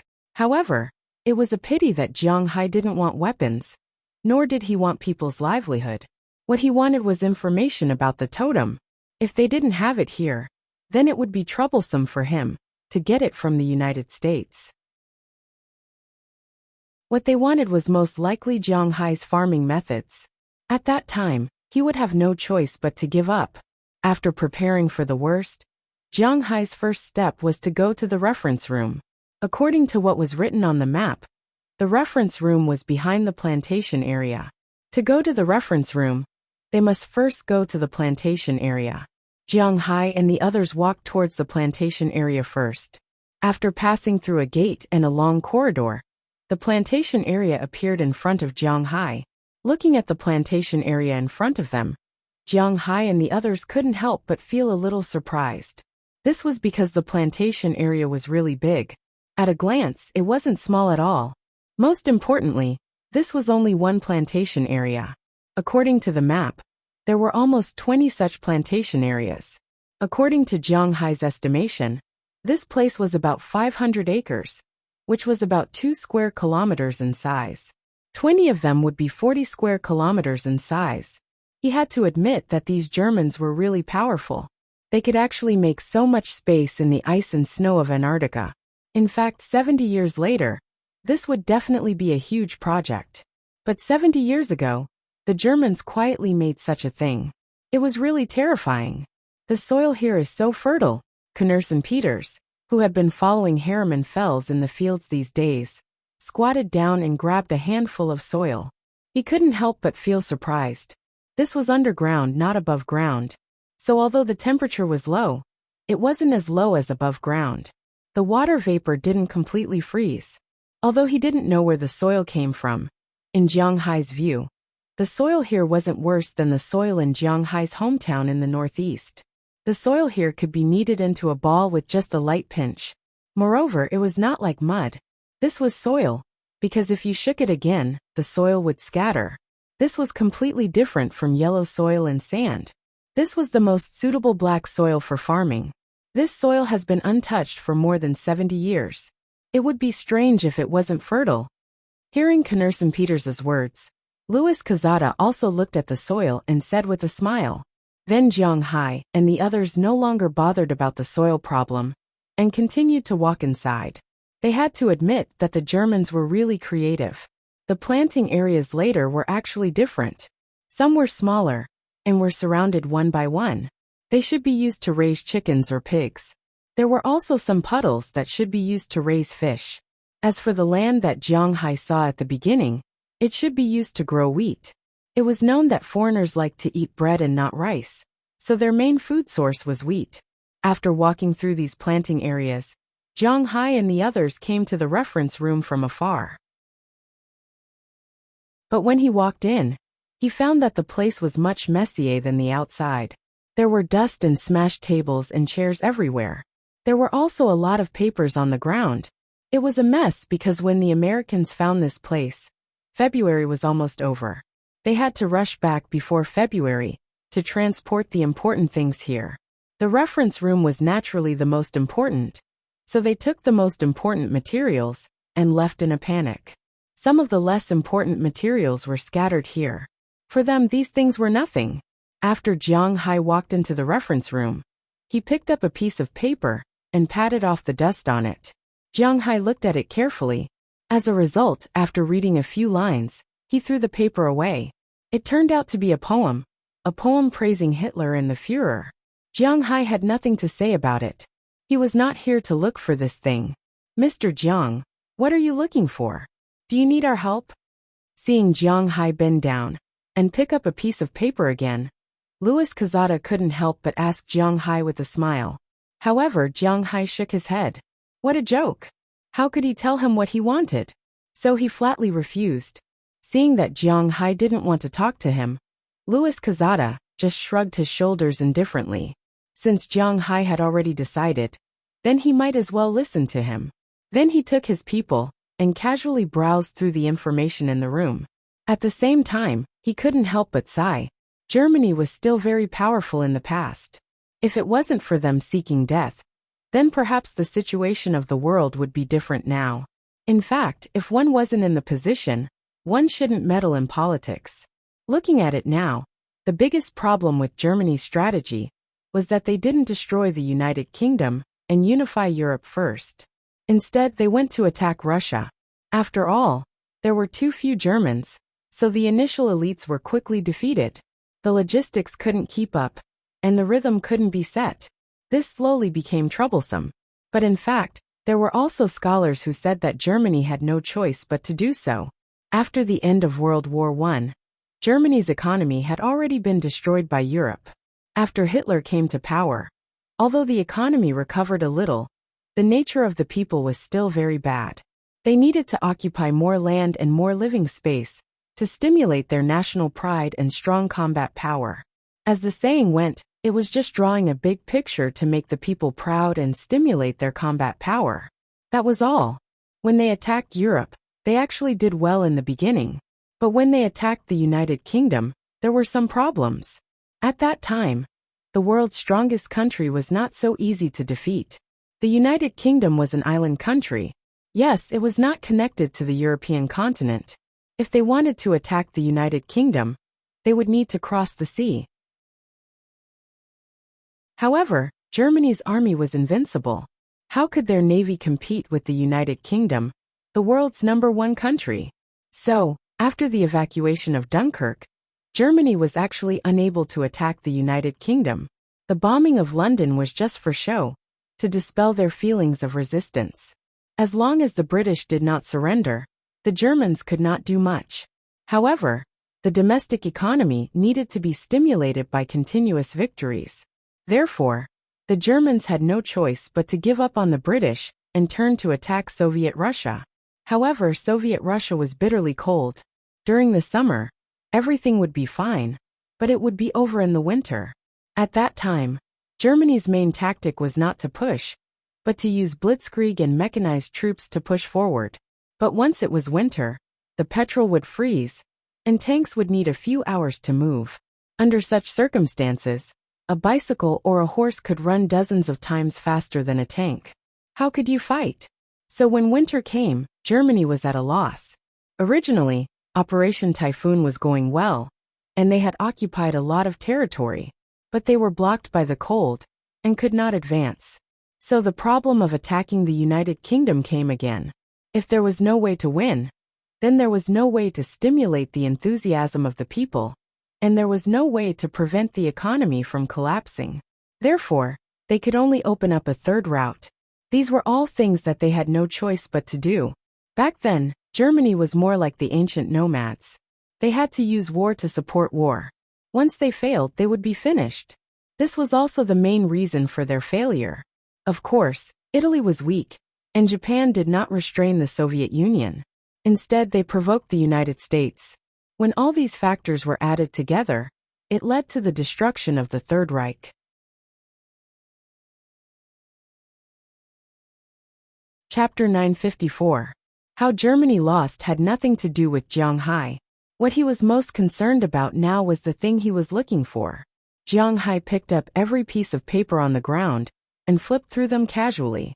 Perhaps they saw what Jiang Hai was doing, but the people around him also moved.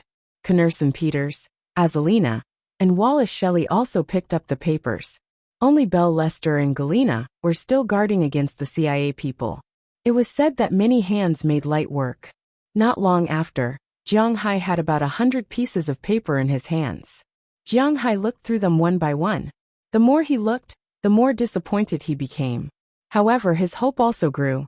This was because the hundreds of pieces of paper were basically poems, records of local customs, or some interesting stories. Jiang Hai was very sure that there was no dragon in Huaxia in Europe. Now, the interesting stories written on the papers might contain records of the existence of the dragon-shaped badge.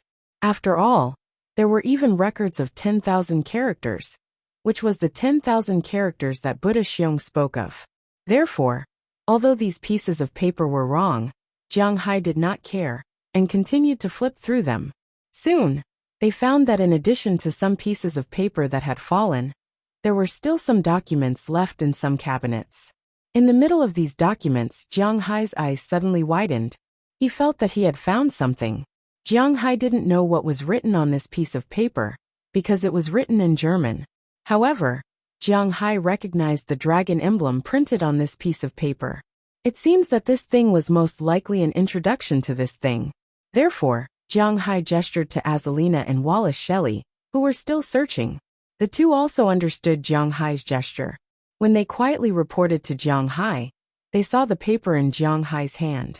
At the same time, Jiang Hai also pointed to the badge. After knowing their goal this time, the two of them were more purposeful in their search. As for Jiang Hai, he quietly called Goldie over and stuffed the paper into his winter clothes. Then he pretended to continue his search. To be honest, although Louis Cazada was curious about what Jiang Hai was looking for, to be honest, he had already seen the things here. What was written on the paper were some geographical records, some imagination of the people of the Third Reich, or some poems that praised them. To be honest, if some writers or geographers were to get their hands on this information, they might be very happy. However, as an agent and a soldier, Louis Cazada was quite disdainful of these things. In his opinion, these things were just the imagination of the people from the empire, who were sucking up to them. There was no basis for any reality at all. Most of the things were nonsense. Therefore, he felt a little speechless that Jiang Hai was interested in these things. However, this did not prevent him from bringing Jiang Hai here. We're almost done. Basically, we can't find it. After searching here for about 3 hours, Jiang Hai and the others temporarily stopped. After Azalina gestured a 6 to Jiang Hai, she whispered to Jiang Hai. Wallace Shelley also gestured an 8, which meant that they had found 14 things related to the dragon badge. Of course, it was impossible for all of them to be related to the dragon badge. Many of them were related to the page number, which was the context of the dragon badge pattern. Jiang Hai also found 6, which added up to more than 20. Phew, it's almost time for lunch. There's a lot of dust here. Should we go out and eat, or go inside? After thinking about it, Jiang Hai felt that translating these things first was the right thing to do. So after hesitating, he said to Louis Cazada. Louis Cazada smiled when he heard Jiang Hai's words. Either is fine. To be honest, he was tired of staying here for a long time. Now that he could leave, he was still very happy. Therefore, under the signal of everyone walked outside together. When they came, they had to be careful. When they went back, they knew that it was safe, so they were faster. After more than an hour, they returned to the place where they set up camp. After arriving at the camp, the two sides calmly separated. Jiang Hai and the others returned to their tents, and so did the CIB people. But not long after they entered the tent, Belle Lester, Azalina, Galena, and Knerson Peters came out one after another, and began to prepare dinner. Only Jiang Hai and Wallace Shelley were left in the tent. Of course, there was also Goldie. Those papers were hidden on his body. What do you think Jiang Hai got after he went in? Louis Cazada frowned as he looked at Jiang Hai and the others in the distance. Looking at Jiang Hai's actions now, he was sure that Jiang Hai must have gotten something. But what did he get? I've been recording their movements the entire time, but I didn't notice them taking anything from inside. I only remember that Coniston Peters once grabbed a handful of soil. Could it be that they came for the soil? Hearing Louis Quezada's words, jittered Maud asked with some doubts. She also didn't quite understand Jiang Hai and the others. It's possible. Louis Quezada squinted his eyes and whispered. In his opinion, Jiang Hai's business was mainly based on his cattle. And if the cattle want to grow well, they naturally need to eat good grass. Jiang Hai made a lot of money by selling grass. And since he sells grass, he needs good soil. Therefore, Jiang Hai coming here for the soil was not without reason. Now that he thought about it, could it be that the soil here has some kind of magical effect? Louis Quezada looked at Jiang Hai and said in a deep voice, "Let's see if Jiang Hai still goes in tomorrow. If he still goes in, we'll get some soil back for research. If he doesn't go, then we'll pass this news back to our research institute and wait for our research institute to come and study this soil. This soil is likely to be Jiang Hai's secret." Although Jiang Hai didn't know that these guys were studying him in the wrong direction, he was quite happy that these guys were studying him in the wrong direction. Inside the tent, Jiang Hai and Wallace Shelley rearranged the papers, and then rearranged them according to the page number. After rearranging them, they entered them into the microcomputer that Wallace Shelley brought with her. Soon, a paragraph of text was translated from German into Chinese. Although some sentences were not smooth, Jiang Hai could probably understand it. The person who wrote this was called Bruno Berg. This person was actually quite famous in Germany back then. He was once a famous anthropologist, and his most famous action was to go to the Tibetan area of Huaxia with Ernst Cypher to look for the legendary Shambhala cave, which was also called the Earth's axis, the whole of time and space. Originally, this thing was just a conjecture. In 1938, Germany had sent people to look for it, but they didn't find anything. In 1941, Germany lost 500,000 people, 1,300 tanks, and 2,500 artillery on the battlefield of Soviet Russia. The originally good situation took a turn for the worse. Under such circumstances, the leader of the SS, Himmler, remembered the legend about the Earth's axis and hoped to return time to 1939 so that Germany could correct the mistakes they made and start the war again. So in 1943, Germany launched this plan again and went to the Tibetan area of Huaxia to look for the cave. Seeing this, Jiang Hai's eyes narrowed. Although his common sense told him that these things were nonsense, he still suppressed his temper and continued to read. The information they found was not so much information, but rather a diary. It was the information reported by Bruno Berg, but reported in the form of a diary. It recorded in detail that after they arrived in the Tibetan area, they talked with the ruler of the Tibetan area and obtained their help to go to the snowy mountain in the Tibetan area to look for the Shambhala cave. However, there was some discrepancy between the legend and the fact that they didn't find it. They found it and entered the cave, but after entering, they found that the cave had a huge amount of space-time energy. It was far from what ordinary people like them could enter, so they went back. Looking at the above translation, Jiang Hai couldn't help but ponder for a moment. He was thinking about the authenticity of this thing.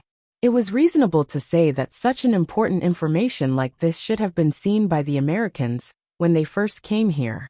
Then the question is, since the Americans already saw it, why didn't they take it away, but instead threw it away like a piece of garbage? Don't say that the Americans don't believe in this. In fact, they believe in these things very much. For example, the 51st District of the United States. But why didn't they take it away? There was only one possibility. That is, they didn't believe in this saying, or they already found it. But it was also useless. No matter which one it was, Jiang Hai felt a little flustered. But looking at the written information, even the coordinates were very detailed. It didn't seem like nonsense. This made Jiang Hai somewhat at a loss. "Boss, are we going to the Tibetan area?" Looking at Jiang Hai's somewhat bewildered appearance, Wallace Shelley hesitated for a moment and asked Jiang Hai. Hearing her words, Jiang Hai thought for a moment and shook his head. Don't worry for the time being. We'll talk about it when we have time. Anyway, we know where this dragon badge came from, so there's no need to worry. Looking at the very clear coordinates written on the information, Jiang Hai tore the information in half and threw it into the alcohol stove in the tent. In any case, this time their goal was achieved. Now it's time to see if Jiang Hai really wants to see it. But even if he wants to see it, now is not the time.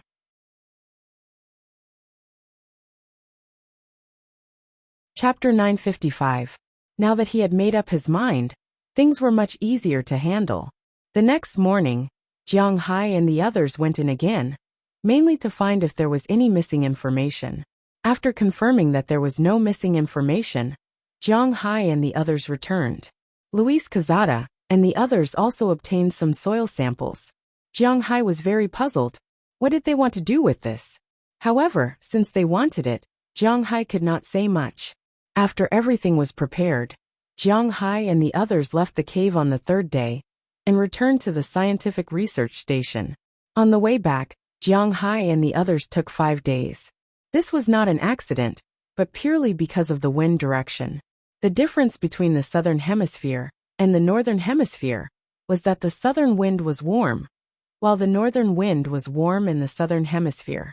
This was because north of them was the equator, which was the warmest place in the world. It was summer in Antarctica, which meant that the southern wind was blowing. Although it was still very cold, -20 to 30 degrees Celsius, it was still very cold. When Jiang Hai and the others came, the wind was with them, so naturally they ran fast. However, when they returned, the wind was against them, so their speed was naturally slower. Moreover, sometimes they had to avoid storms and other things.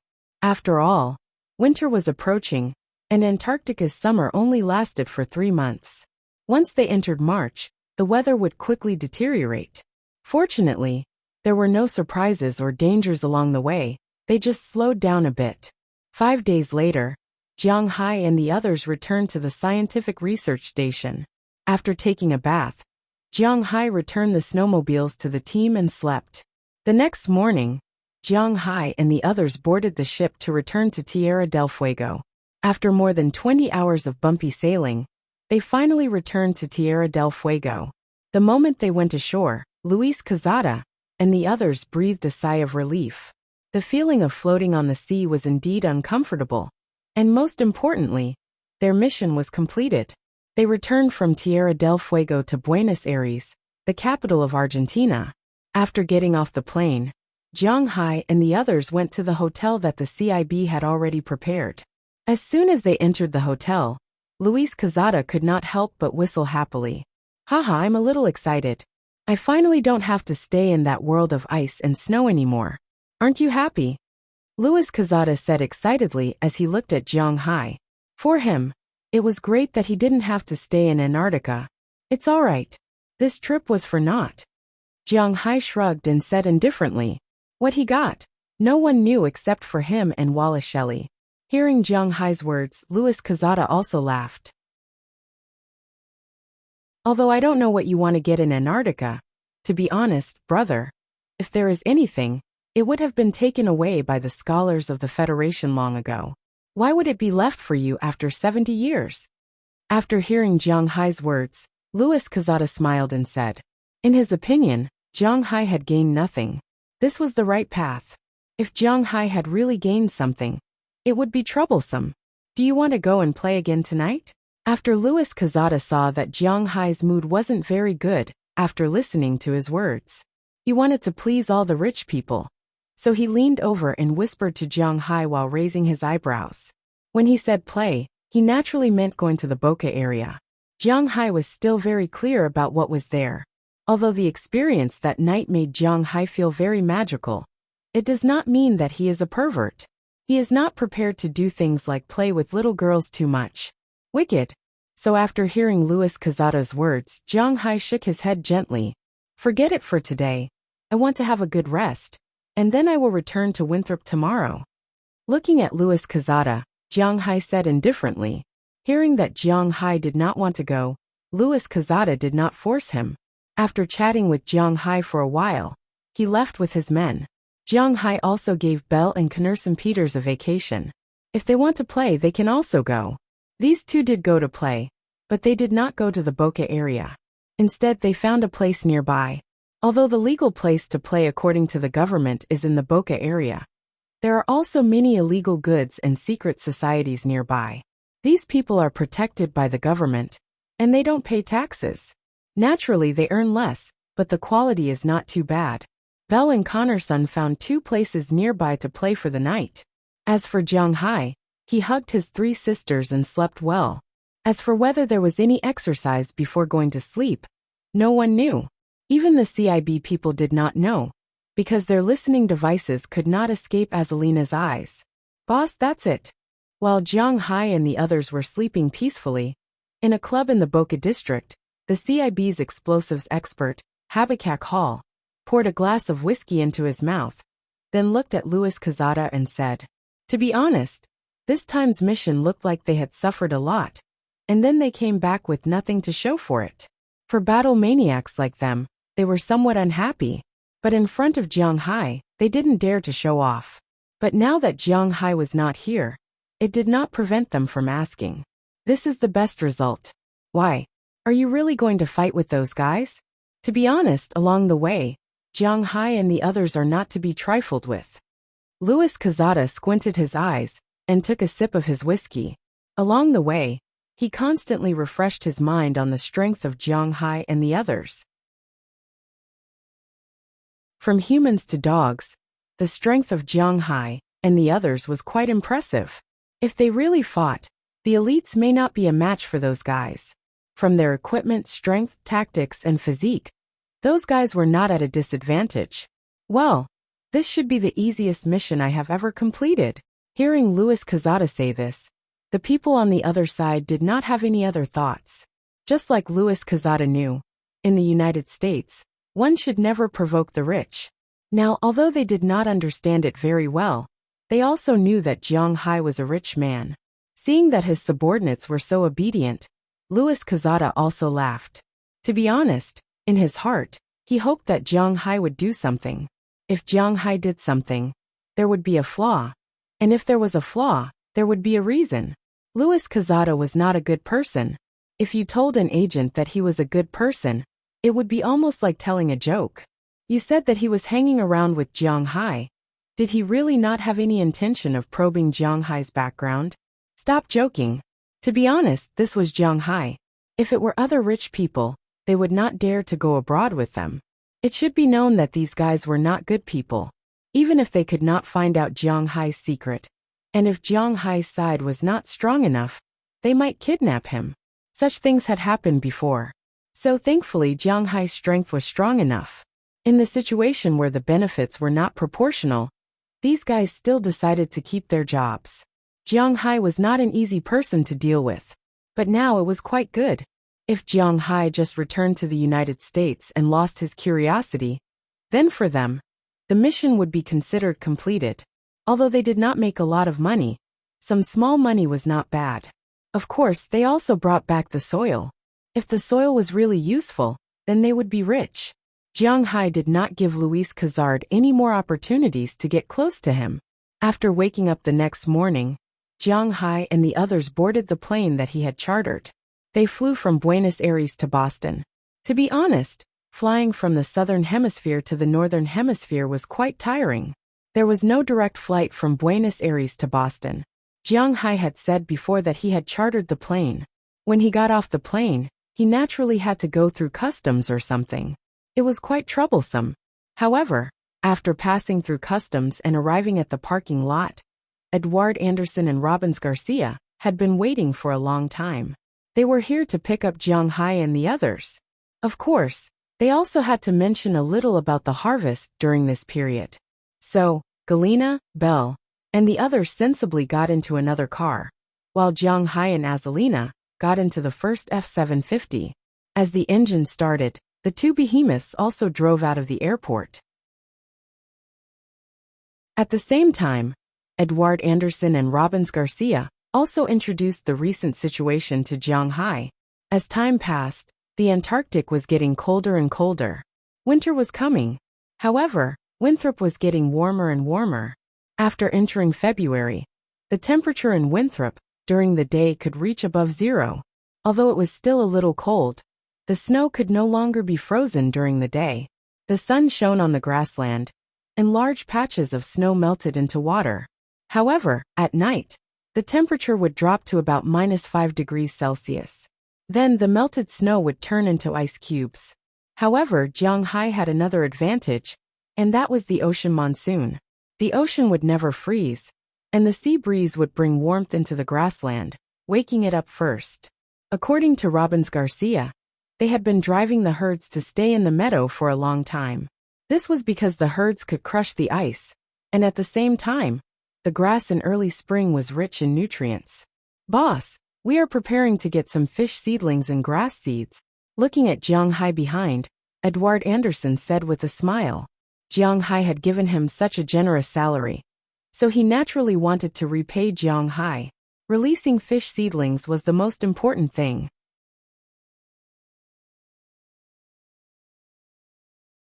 Chapter 956. "Hi, Mr. Jiang Ai Dehua, you're here." Aniva, nicknamed Iron Bull, shouted loudly at Jianghai from afar. Hearing his voice, Jianghai also turned the steering wheel and drove in the direction of his shout. Not long after, the car stopped about 5 or 6 meters in front of him. Then Jianghai and Edward Anderson got out together. As soon as they got out, Aniva greeted them with a big smile. Jianghai had been back for 3 days. In these 3 days, Jianghai first comforted his women at home, especially Qijia and Qia, who had returned. These 2 girls were taught a lesson by Qili at home, so they were also full of anger. Now that they saw Jianghai, they couldn't help but feel angry. In the past few days, they had been teaching Jianghai a lesson. Of course, their so-called teaching was teaching Jianghai a lesson in bed. They were determined to get pregnant before Qili. Unfortunately, there was no movement at the moment. These days, Jianghai was occupied by them at night. During the day, he was not idle. After being busy for 3 days, he was finally able to go out of the house. After all, his women sometimes did have some small tricks up their sleeves, but when it came to making a living in the manor, they still understood the importance of it. Buying fish seedlings could be said to be a big deal, so they had to temporarily put aside the matter of dealing with Jianghai. So today, Jianghai came to the port of Boston with Edward Anderson. As for Azalina, who was supposed to follow, Jianghai did not let her follow. He wanted to live a life without women. It was really too tiring.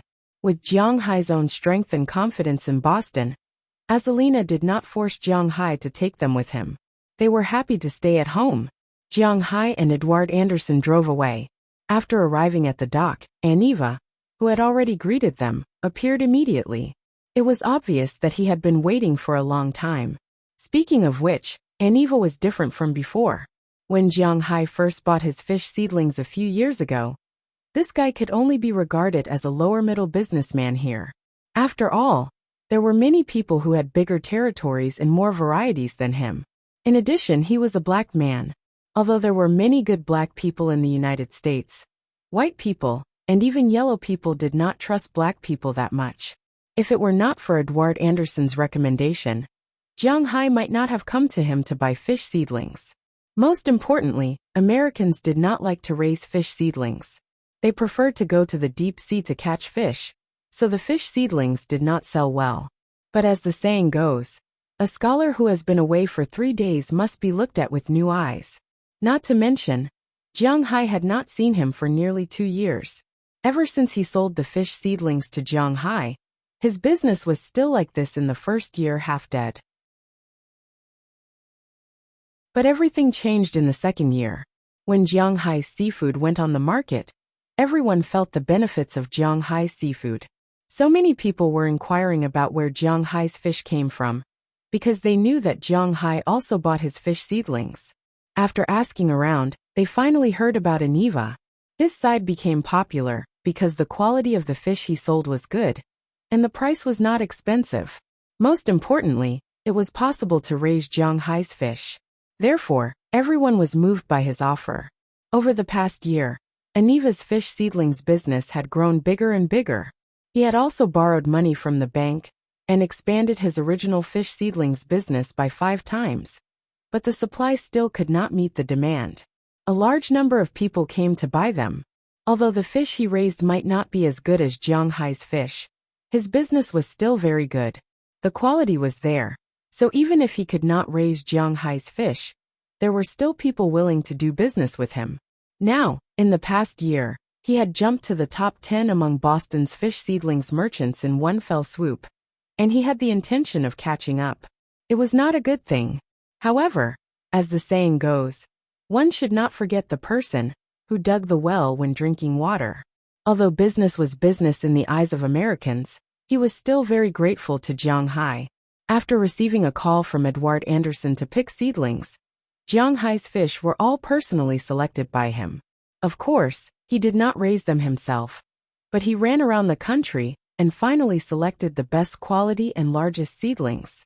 Today Jiang Hai came to see the seedlings, sign a contract with him, and choose the seedlings to buy. "Hey, Iron Bull, I heard that your business here is getting bigger and bigger."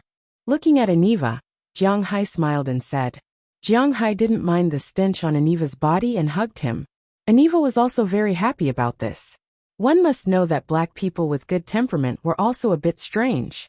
When he made friends, he basically only made friends with people of the same level. This was because friends had to tolerate everything about them, such as their skin color, their dress, their hobbies, and even the smell on their body. Jiang Hai did not care about the fishy smell on him and hugged him, which made him very grateful. He also sincerely regarded Jiang Hai as a friend. The smile on his face became wider and wider, and his 2 rows of big white teeth were also exposed. "Hey Jiang, my friend, this is all thanks to you. Come in, let's talk in the fish shed."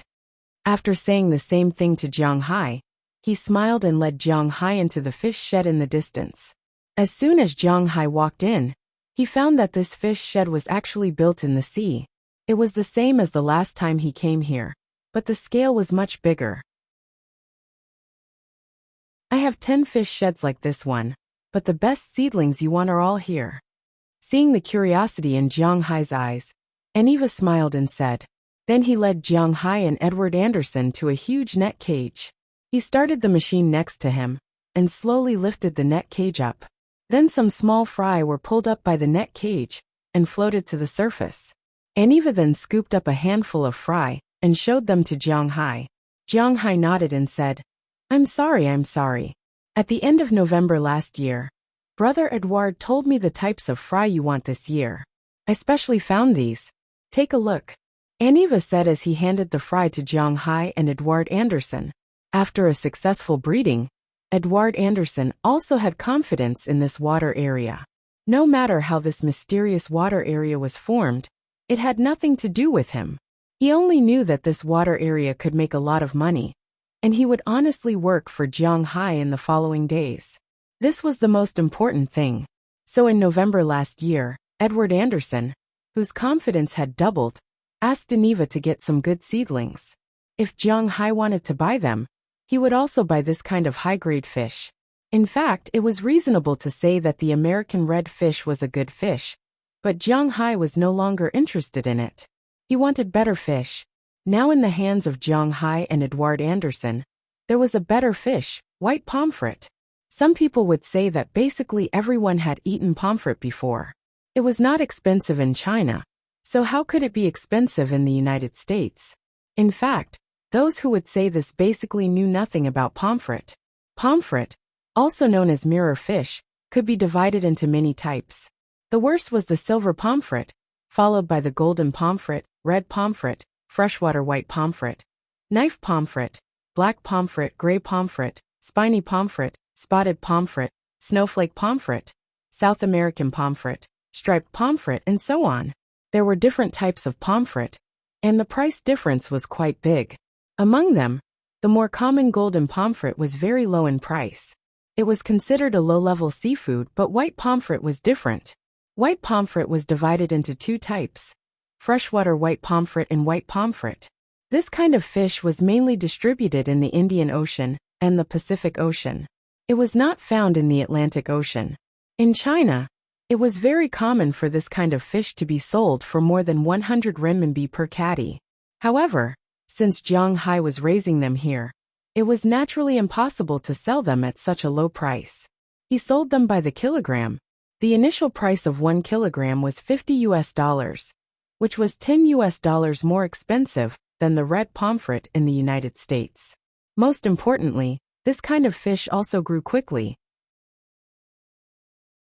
Looking at the fry in front of him, Edward Anderson casually picked one out, opened its belly, smelled it, and ate a small piece of meat to determine whether these fish had been drugged or were sick. After the inspection, he nodded gently, indicating that there was nothing wrong with these fish. Seeing that Edward Anderson had approved, Jiang Hai did not say much. He threw the small fish back into the net cage and nodded to Aniva. Seeing that Jiang Hai approved this quality, Aniva was also relieved. The first type of fish was ordered. Then he continued to lead Jiang Hai and the others to the back. The second net cage was the tuna he specially picked, the so-called bonito. However, their bonito was different from the general Pacific bonito, the so-called small tuna that could not grow up. This kind of bonito could be regarded as a giant bonito. Jiang Hai only took the elite route. If it was an ordinary small tuna, he would be too lazy to raise them. According to the price announced by the International Fishery Association, bonito, which could only grow to a maximum of 40 to 50 centimeters, was currently sold internationally for $1,600 per ton, which was equivalent to $1.6 per kilogram. Naturally, Jiang Hai would not raise this kind of fish. Therefore, he only raised big tuna, which was not considered a bonito. Its scientific name was albacore tuna, which could grow to a maximum of about 1.5 meters. It was considered small in the tuna family, but the price of this thing was very high. In China, good quality fish can be sold for about 200 renminbi per catty, which is 400 renminbi per catty. Converted to US dollars, it's about $60. Jiang Hai's fish is estimated to be sold at a wholesale price of $100 per catty, which is very reasonable.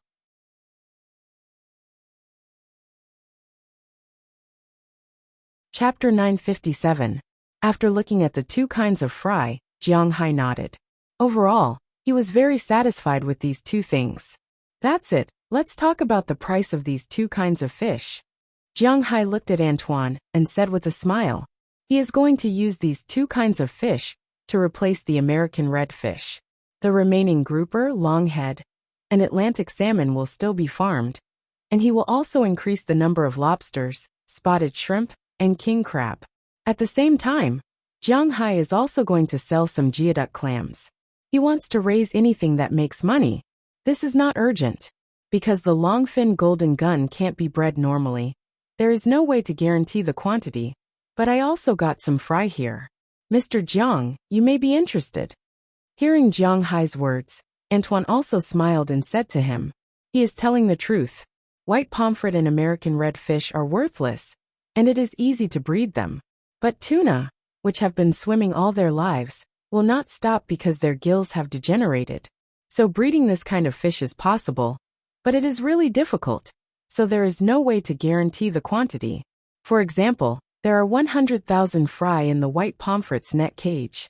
These fry are still very happy, but there are only 2,000 on the longfin golden gun's side, and more than a dozen have died in the past few days, because the range of activity of these fish is too large. In order to make up for this defect, he specially got some more expensive fish species to show to Jiang Hai. Oh, let's take a look. Hearing his words, Jiang Hai raised his eyebrows and then walked over and said. Hearing Jiang Hai's words, Antoine also took him to the front of several net cages at the back. Still using electric equipment, he pulled up the underwater net cage, and then a small fry appeared in front of Jiang Hai. This is. Looking at this kind of unfamiliar fry, Jiang Hai asked with some doubts. This is silver codfish. Hearing Jiang Hai's words, Antoine didn't speak yet, but Edward Anderson spoke first. Silver cod? Is this a codfish? Jiang Hai asked doubtfully as he looked at the long little things in front of him. Although this thing is called a silver codfish, it's not a codfish, but a scorpionfish. This fish is a species of the Pacific Ocean and the Arctic Ocean. It's mainly supplied to Soviet Russia and Japan. I heard that this thing is selling well in Mr. Zhang's home country recently. Hearing Jiang Hai's words, Antoine said with a smile. Hearing his words, Jiang Hai also looked at these fishes. Then a thought flashed in his mind. He seemed to have seen this thing in Japanese cartoons before. So he immediately took out his mobile phone and sent a WeChat message to Chili, asking her if she knew this kind of fish. Soon Chili sent him a message. She does know this kind of fish. This kind of fish is a precious species in China. Codfish is codfish, silver codfish is silver codfish. Although there is a difference of one word, the difference is not small. If this kind of fish is retailed, the price is more than 110 renminbi. The wholesale price is more than 80 to 90 renminbi per catty, which is about $35 per catty. Hearing this figure, Jiang Hai nodded. It's indeed not cheap. He can also sell this fish for $60 per catty, because other places catch this kind of fish, but he can raise this kind of fish. Can this be supplied in sufficient quantity? Pointing to the silver codfish, Jiang Hai said to Antoine. Of course, this is not a problem. Hearing Jiang Hai's words, Antoine patted his chest and said, this kind of fish has been raised in Asia, but this kind of fish lives about 2,000 meters under the sea, so there is no way to use net cages to raise it. That is to say, it is possible to raise it, but it is impossible to raise it in batches. So even if this kind of fish is raised, it is sold as wild. But he has already contacted a plant, so there will be no problem in quantity. As for the quality, there will be no problem. There is also this kind of fish, humpback bass. I heard that this kind of fish is also very popular in Huaxia. Seeing that Jiang Hai is very satisfied with this kind of fish, Antoine also smiled, and then picked up another net cage, in which there is a kind of small white fish with black spots. Looking at this fish, Jiang Hai became interested, because he knows this fish. Its scientific name is humpback bass, and its nickname is mouse spot.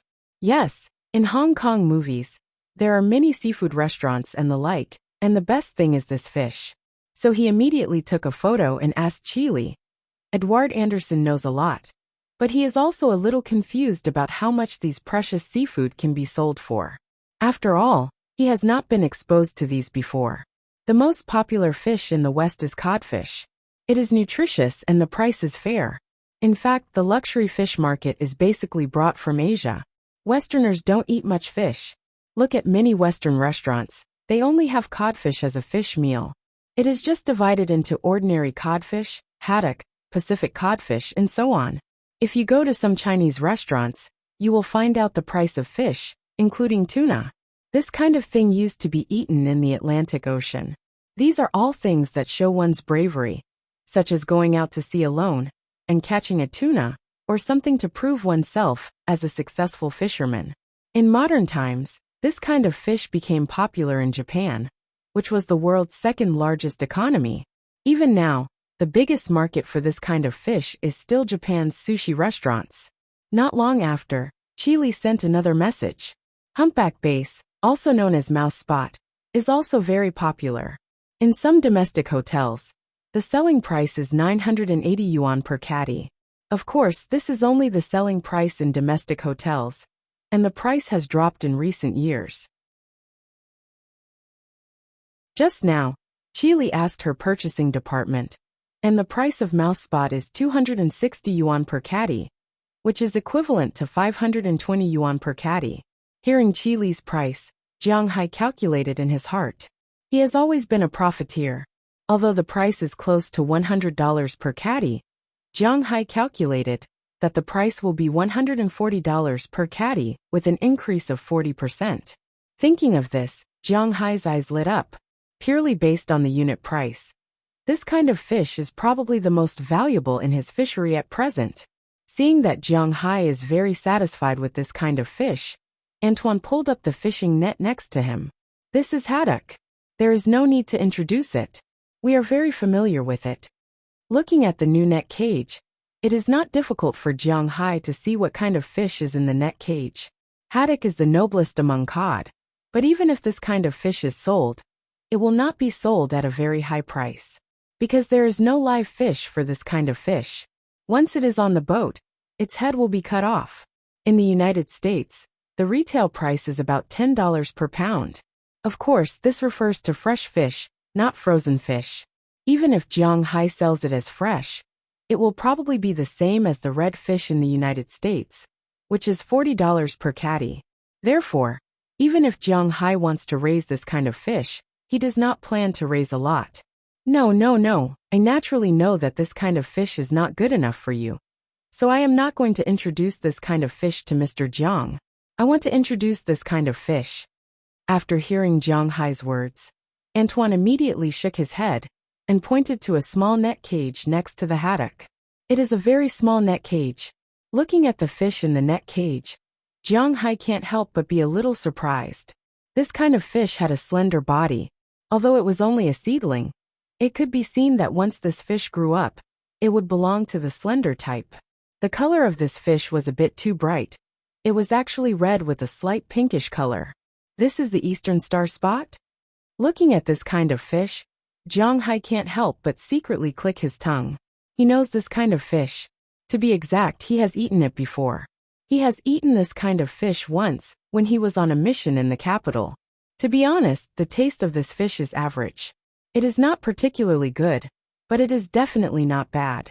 However, in Jiang Hai's opinion, the taste of this fish is a little worse than his longju.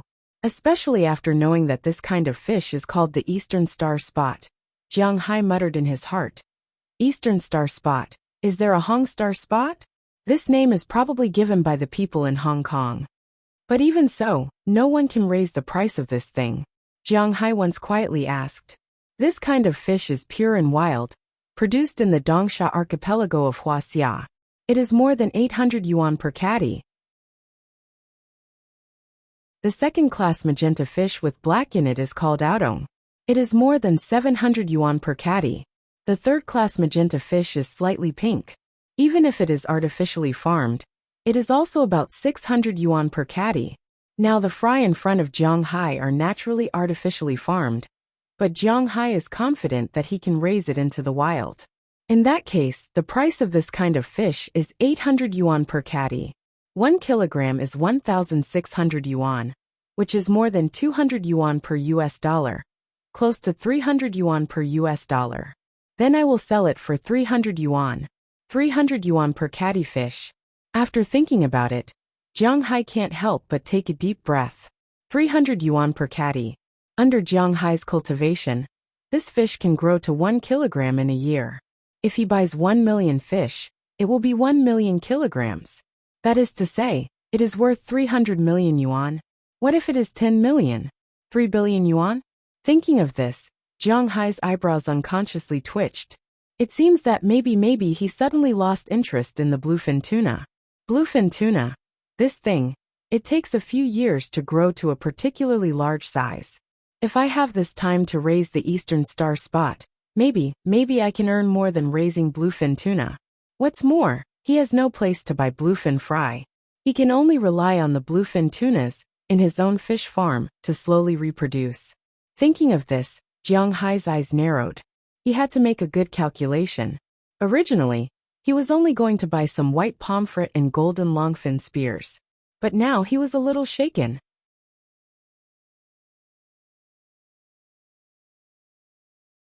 Chapter 958. After seeing so many fish, to be honest, Jiang Hai was very tempted. It was impossible for him to say that he didn't want these things. But the problem was that he could ask for them. But how much was a problem? Perhaps for others, these things couldn't be raised casually. After all, the water quality, the size of the fish, the distribution, and so on had to be considered. But Jiang Hai didn't need to do these things. What he needed to do was to simply put these fish into the sea, as long as the density wasn't too high. So after looking at Edward Anderson, Jiang Hai whispered to him. Indeed, this was a very troublesome thing. But fortunately, Edward Anderson was still quite experienced. According to the current distribution and number of fish in our fish farm, if we buy fry, the upper limit should be 12 million big fish and 80 million small fish. You can figure out the specifics. After thinking for a while, Edward Anderson said to Jiang Hai. Hearing his words, Jiang Hai also thought about it. The so-called big fish were fish that could grow more than 1 meter long, such as the longfin tuna and the dragonfly. If Jiang Hai wanted to raise codfish, this thing would also be a big fish. As for the other fish, they were all small fish. After all, whether it was the eastern star spot, the white pomfret, the silver snowfish, or the rat spot, these fish could only grow 1 kilogram at most, 2 kilograms at most. Such fish were naturally small fish in the sea. After all, even the Atlantic codfish could grow 200 kilograms in weight, and more than 2 meters long, not to mention the more muscular tuna. 12 million big fish and 80 million small fish. Well, Iron Bull. After calculating in his heart, this was the upper limit that the fish farm could bear. Naturally, Jiang Hai couldn't buy fish according to the upper limit, so after thinking about it, he could raise fish according to 3/4 saturation. So after planning, Jiang Hai looked at Antoine. Hearing that Jiang Hai was almost done with his plan, Antoine asked Jiang Hai with a smile, "Hey Mr. Jiang, tell me. I want 4 million longfin tuna this year, 2 million longfin tuna, and 2 million Atlantic salmon. Do you have any way to get other tuna species?" Looking at Antoine in front of him, Jiang Hai decided on the big fish first. It's probably a bit difficult. You also know that this kind of thing swims around. There are only a few tuna farms in the world. Even if there are, it is estimated that there won't be many. After thinking about it, Antoine thought about it, and said to Jiang Hai. Jiang Hai thought for a moment after listening to Antoine's words. These were all things that he needed. Get whatever you can. Blackfin is fine. Of course the best would be yellowfin, big eye, masu and chingon. Southern bluefin would be good too. If you can really get it, I will give you the upper limit of 1 million fish, and you can do whatever you want with the rest. Looking at Antoine, Jiang Hai said seriously, and Antoine thought for a moment and gritted his teeth. Tuna is extremely expensive even if they are sold as fry. Other fry are sold by the ton, such as cod fry and the like, but tuna fry are sold by the tail. One tail is $6, and 1 million is $6 million. He can get at least $500,000 from this. No one will refuse money, right? So he nodded to show that he understood. Jiang Hai then turned his attention to the little fish. The growth time of tuna was very slow. It would take almost 5 years for them to mature. Even if Jiang Hai's fishing ground was nourished with spiritual energy, it would still be the same. His spiritual energy could only make these animals grow bigger, but it couldn't make them reach the mature stage directly. Therefore these 5 years were a must. But after raising them, a longfin tuna weighs almost 40 kilograms. Jiang Hai sells them for $100 per kilogram, and one fish is $40,000. 4 million fish is $40 billion. Of course, this money has to be spread evenly over 5 years. But even so, these fish are worth nearly $8 billion a year. It is not an exaggeration to say that it is a huge sum of money, and the most important thing is that he raises them every year. And only in the first 5 years, there will be no harvest. After 5 years his fish will be endless. Thinking of this, Jiang Hai's heart was still a little excited. With the addition of longzhu and salmon, these fish will be harvested every year, and Jiang Hai's fishery will only become stronger and stronger. Hearing Jiang Hai's words, Edward Anderson's hand couldn't help but tremble. Jiang Hai calculated the price, and so did he. If Jiang Hai really raises these fish, the annual income will be more than $50 billion after 5 years. 2/1000 is $100 million, and $100 million will be divided among the 8 of them. Gulp. Just thinking about it, he felt his throat tighten. It's too scary. And this is just the big fish. What about the small fish? These small fish 80 million. Well, let's get the white pomfret first. We'll be more assured about that. 30 million white pomfret, 10 million silver cod, 10 million rat spots, and 10 million eastern star spots. That's it. After thinking for a while, Jiang Hai waved his hand. It's better to try to raise them first, because these fish are not fish species of the Atlantic Ocean, but of the Pacific Ocean. Jiang Hai actually wasn't too sure whether they would be suitable for his place. Okay, no problem. I'll definitely pick the best for you. I'll give you another 2 million haddock. Hearing Jiang Hai's order, Antoine couldn't help but smile in excitement. He had made a lot of money from this deal. At present, not counting the last 1 million tuna seedlings, just the ones ordered by Jiang Hai.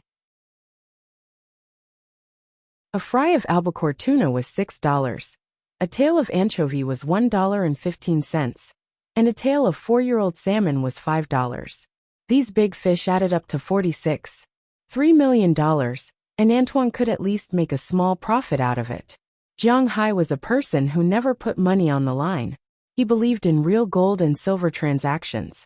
Therefore, there was no such thing as empty-handed. If someone came to him to buy beef, he would have beef. So long as they brought the money, he would deliver the goods. What mortgage, what high price after selling the beef? Jiang Hai did not need it. He would not give anyone face, he was just that firm. So when he bought things from others, he would simply give them money. It was that simple. Antoine could pay off his bank loan with the money he earned from these larvae alone. Of course, Americans did not have the habit of paying off their loans in one go. It was more likely that he would use the money to expand his larvae farm. The price of the small fish was actually higher.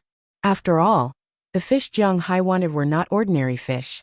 The white pomfret was cheap, almost the same price as the American red fish. Because Jiang Hai counted by the tail, Antoine gave him a discount of 18 cents per fish, so 30 million fish was a total of $5.4 million. However, the other 3 kinds of fish were a little more expensive. He bought the silver cod from Russia, and it sold for $2 per fish. A silver cod could grow to about 1 meter, with a maximum of 120 centimeters. Of course, it was impossible for it to grow to that size, but it could grow to 80 centimeters. At that time, it would weigh more than 10 kilograms. 1 kilogram was $60, so a dozen kilograms would cost nearly $1,000. It was not bad. The mouse spot was similar to the grouper. It could grow up to half a meter long and 3.5 kilograms was the limit. Jiang Hai estimated that it wouldn't be a big problem. A fry was $5, the same as a 4-year-old salmon. However, Jiang Hai could raise about 3 kilograms a year. 1 kilogram of Jiang Hai was $140, so 3 kilograms would be $420. If one fish was already so expensive, what else was there to say? 10 million fish would be $4.2 billion. The money from these fish alone was equivalent to 2/3 of the total income of Jiang Hai's fish farm this year. The Eastern Star Spot was a little more expensive. Although there were farmed ones, even the small seedlings of this fish cost $15 per tail. Of course, this price included the shipping cost. Otherwise, the fish wouldn't be sold at such a high price. The white pomfret was $5.4 million. The mouse spot was $50 million. And the Eastern Star Spot was $150 million. The price of $15 per fish was indeed a bit high. The small fish were worth a total of $254 million, and the big fish were worth more than $25,000. Zhang Zian calculated in his heart. Fortunately, he didn't have to pay all this money in one go. Otherwise, he would feel a little heartache. After he paid the deposit and signed the contract, the price of the fish was almost settled. Then Jiang Hai prepared to get some shrimp, lobsters, and king crabs. There was no market for abalones and sea cucumbers in the United States. Jiang Hai couldn't even finish these things in the sea, so there was no need to farm them. By the way, Mr. Jiang, I heard that you like shrimps. Are you interested in these shrimps? As soon as he mentioned these shellfish, Antoine suddenly patted his head and asked Jiang Hai excitedly. Hearing his words, Jiang Hai looked at him with some confusion. He opened 2 specially heated net boxes in the distance and fished out 2 things from them. Jiang Hai knew these 2 things. They were big shrimps and shrimp crawlers, which were also mantis shrimps. But the question was, why were these 2 things so big? In Jiang Hai's opinion, the biggest shrimps in the past, besides lobsters, were the Argentinian red shrimps that appeared inexplicably in his manner. But compared with the big shrimps and mantis shrimps in front of him, the Argentinian red shrimps were nothing, because at this time, the 2 things in front of him were almost half a meter long, almost as long as his forearm. Were they shrimps? Are you sure he didn't eat some radioactive substance and mutate it? Were they kidding? Mr. Jiang, are you interested in these 2 things? Looking at Jiang Hai's dazed appearance, Antoine couldn't help but laugh. To be honest, when he first saw the two giant beasts, he was also stunned.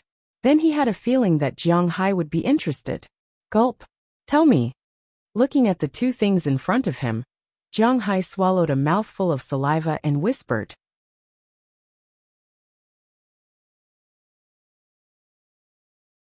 Chapter 959. How do we eat this prawn? Looking at the several big prawns in the basin, Chia couldn't help but scratch her head and whisper to Jiang Hai, who was sitting next to her. Hearing her words, Jiang Hai also smacked his lips. To be honest, he didn't know, because the prawn in front of him seemed to be a bit too big. I think we should just cook it and eat it directly. Seeing Jiang Hai and Chi Jia's somewhat troublesome look, Chi Jia, who was sitting next to them, couldn't help but say indifferently. Hearing what she said, many people who felt a little troublesome nodded their heads. But if we cook it directly, it feels a bit wasteful. But it's not that no one objected. At least after Ai Xiaoxi thought about it, she said to her. After hearing Ai Xiaoxi's words, Jiang Hai also nodded. Cooking it is indeed a bit wasteful. How about this? Let's boil 2 prawns, steam 2 prawns with minced garlic, and roast 2 prawns. Listening to different opinions, Chia thought for a moment and said with a smile. Since they haven't decided how to cook it, then let's try it out. Hey, I think this is reliable. Hearing Chia's words, Feng Yinshan also smacked her palm and said with a smile. Okay, then let's do it. After seeing that there was an opinion, Aphrodite also smiled and picked up the basin in front of her and walked towards the kitchen, and Jiang Hai and the others also walked over, wanting to see if this thing is easy to cook. The thing that Jiang Hai brought back is not someone else. It is a prawn, a big prawn. But how big is this prawn? Not counting the pincers, it is 40 centimeters long. Indeed, this is a very scary prawn. If it is straightened, it is not even shorter than a human forearm. This kind of prawn was called lobster, and it was the largest known prawn. Antoine knew that Jiang Hai liked to eat prawns, so when he was looking for seafood, he also found prawns. He happened to see this thing, so he took it. Another monster was a giant mantis prawn, which came from the same place as the luo prawn. However, Jiang Hai wasn't interested in mantis prawns, but he brought back a dozen of them. Of course, since Jiang Hai gave Antoine such a big business deal, he couldn't ask Jiang Hai for money for just a dozen of prawns. However, if Jiang Hai wanted to plant prawns in prawns, he would have to pay. According to Antoine's introduction, these prawns came from Thailand. In fact, it wasn't only Thailand, but other countries also had them. The Indian Ocean was a very mysterious place. There were 7 continents and 4 oceans in the world. Not many people lived in the Arctic Ocean, but not many people knew about the Indian Ocean. But if you were a real foodie, you would know that if you wanted to eat seafood, you had to eat the Indian Ocean. One of the reasons was that the pollution in the Indian Ocean should be the lightest. Of course, it was very heavy now. But compared to the Atlantic and Pacific Oceans, it was considered light. In the Pacific Ocean, countries like the west coast of the United States, Huaxia, Soviet Russia, Japan, and Australia had started to pollute this sea many years ago. The Atlantic Ocean was the source of the Europeans' starting point. Now when they went to other countries, they would say that the air here was good, the environment here was good, and so on. However, these countries came from the industrial era, just like Huaxia. When they started to develop their economy, infrastructure, and industrial construction, it was impossible for there to be no pollution. The Atlantic Ocean was the most polluted sea. Now, many parts of the Atlantic Ocean were underwater with natural gas pipelines and oil drilling platforms. It would be strange if the pollution was small, but now they did not need to develop these vigorously, so they talked about environmental protection every day. As for the Indian Ocean, to be honest, there were no big countries around it. The only big country was India. The Ganges River was seriously polluted, but it was difficult for India alone to pollute the entire sea, not to mention that the country's heavy industry wasn't good enough. At the same time, the most important thing was that some of the countries along the Indian Ocean were basically tourism-oriented. For example, the famous Maldives and Sri Lanka were here. In terms of scenery, this place was not worse than the Pacific Ocean and the Atlantic Ocean. Secondly, this ocean, the entire sea, was almost on the equator. It was known that the warmer the place, the faster the growth of seafood. This was because they did not need to survive the winter and could grow all year round. At the same time, there were not many predatory fish here. At the same time, the most important thing was that the Indian Ocean was not peaceful. Everyone knew the reason. Many countries were making trouble there. In some places, everyone was a pirate. Everywhere, there were men who wanted to be the pirate king. Which fishing boat dared to go there? Basically, fishing was done on the coast. Not many people dared to go inside. Therefore, without human interference, the seafood in the Indian Ocean was especially delicious. Therefore, real foodies would pick the seafood in the Indian Ocean to eat. This was inevitable. Jiang Hai liked to eat prawns. This was probably his favorite seafood. Therefore, if this prawn tasted good, it would not prevent him from breeding it. After all, this was a big prawn more than 40 centimeters long. If he sold it back to China, tsk. Speaking of which, there was a story behind Jiang Hai's love of prawns. It was mainly about when Jiang Hai was young. His family was not very well off. Therefore, he did not eat prawns when he was very young. It was not until he was in the 3rd grade of primary school that he ate prawns at his grandfather's house during the New Year. At that time, it was still ice prawns. At that time, he felt that it was so delicious.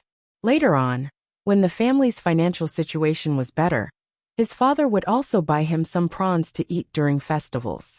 At first it was boiled, but later on, he started to fry it first, and then spray it with sweet and sour sauce. He called it relying on big prawns. Jiang Hai had always liked to eat prawns. However, after his parents passed away, Jiang Hai had not eaten prawns for a while.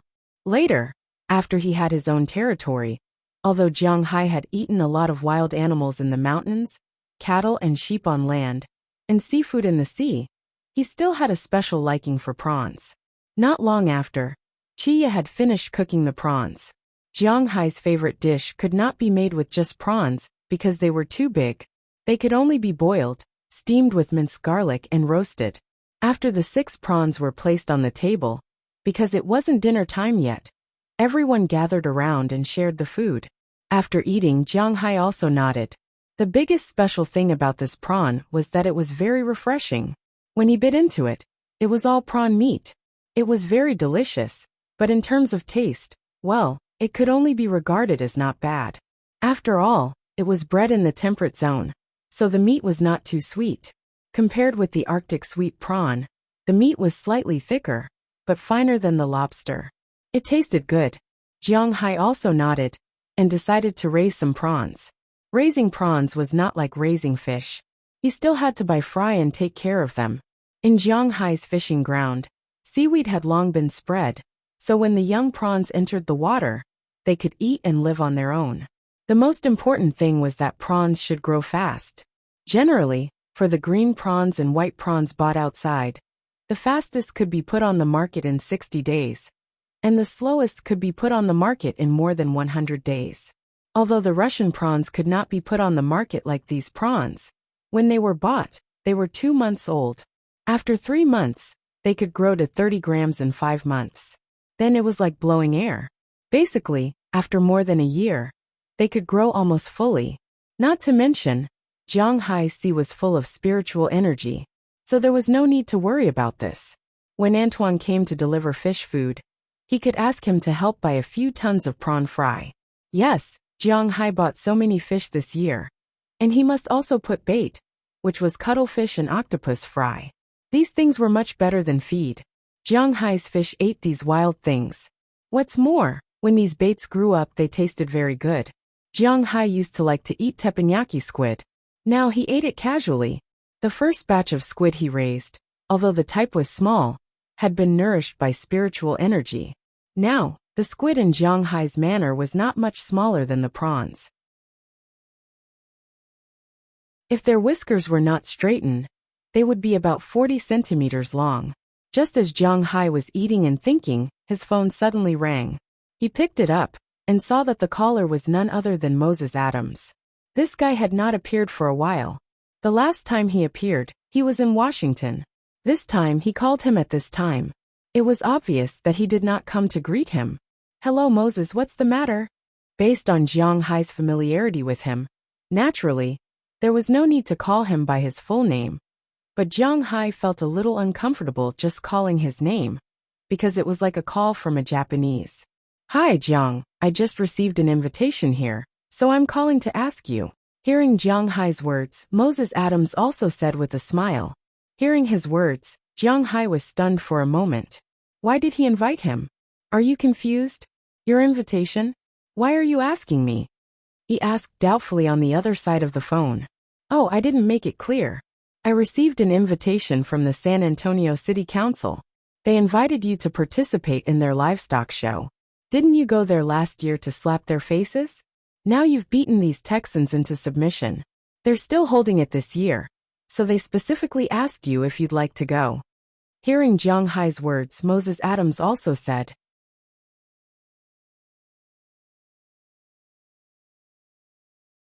Chapter 960.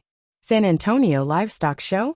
Hearing Moses Adams' words, Jiang Hai couldn't help but be stunned for a moment. Why did the livestock show want to see him? Jiang Hai remembered that in April last year, he went to the American Livestock Show. As a result, he came back after slapping everyone's faces. He didn't even have a good time. Now the government was looking for him? What the hell was this? Hearing Jiang Hai's words, Moses Adams also laughed, and then explained to Jiang Hai, "Yes, they are looking for you. Although you slapped everyone's faces last year. After all, your cattle also became famous, and you also helped the show become famous. These people are just the people in charge of the show. They don't care who gets first place, who slaps whose faces. They only care about who can help them make more money.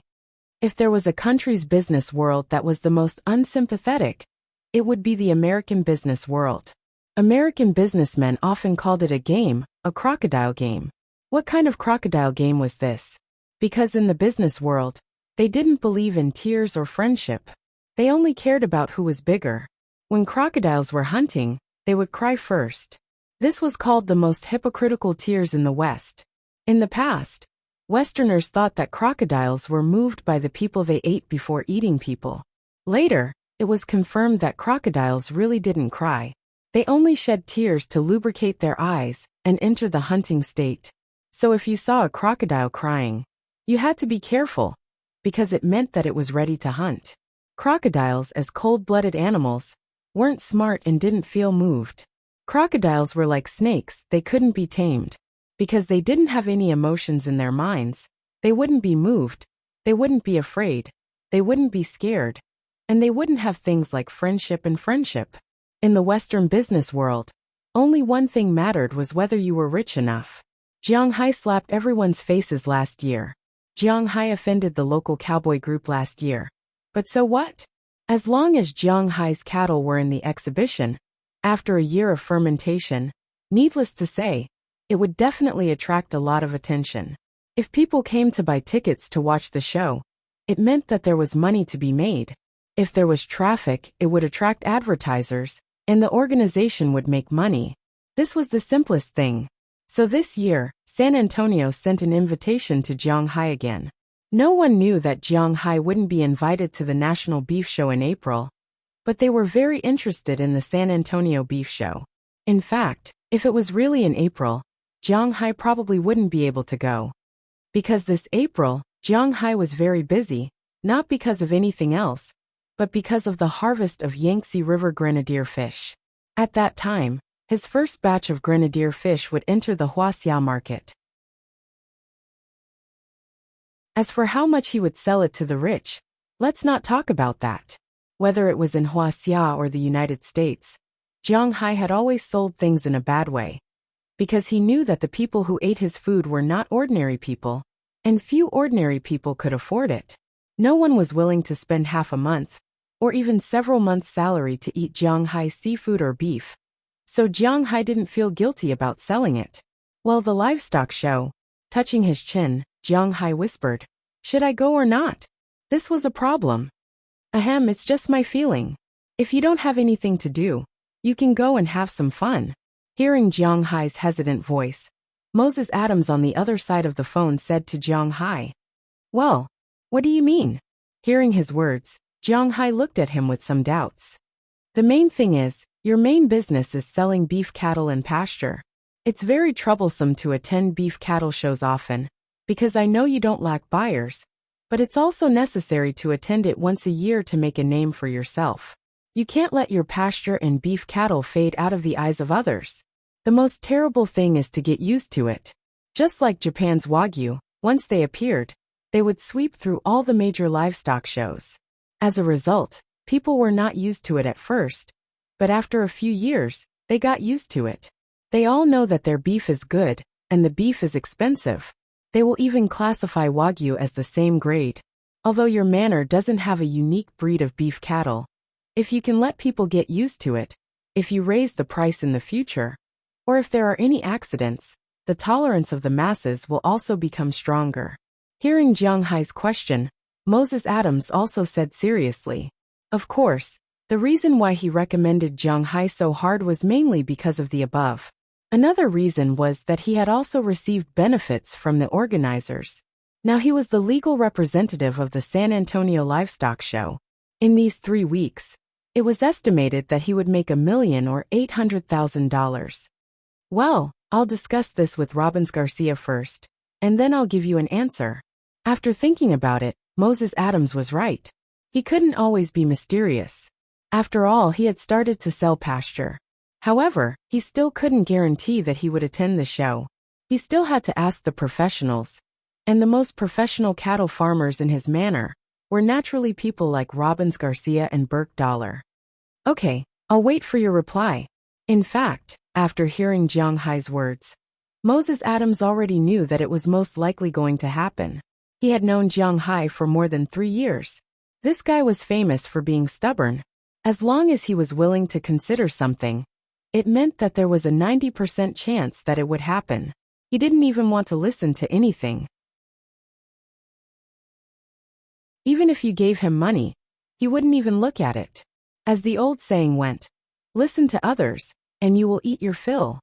However, Jiang Hai hated it when others tried to persuade him. What's wrong? You're leaving again? After hanging up the phone, Chi Jia looked at Jiang Hai and said unhappily.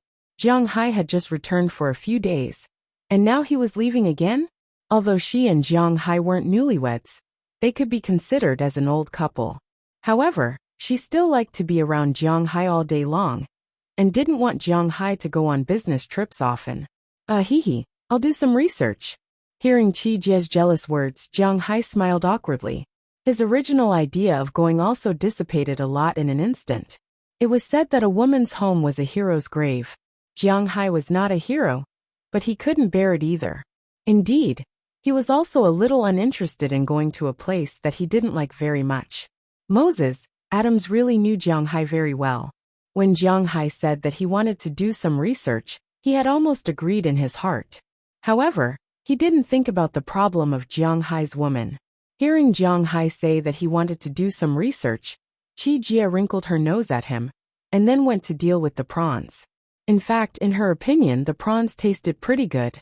Jiang Hai thought about it, washed his hands, and went to find Robbins Garcia. Indeed, he didn't really want to go now, but as said just now, the best thing about Jiang Hai was that professional things were left to professionals. Since he thought that this matter was beneficial to him, then he had to ask Robbins Garcia's opinion. If he strongly recommended him to go, Chi Jia couldn't stop him. Of course, she just said it, and she didn't necessarily want to stop him. Boss, you're looking for me? After leaving the house, Jiang Hai stepped on the path from the door to the cowshed, and quickly walked to the cowshed. From afar, he saw Robbins Garcia, Burke Dollar, Philemon Turner, Harriman Fells, Belle Lester, Blake Hill, and Edie Lewis busy there, driving the cattle dogs that Jiang Hai bought back then. They ran around, and kept the cattle in a small area. Jiang Hai's little Huang and Xiaobai were also there, but little Huang was not interested in driving the cattle. In Jiang Hai's manner, little Huang's status was superior, but Xiaobai was very addicted to commanding the cattle dogs.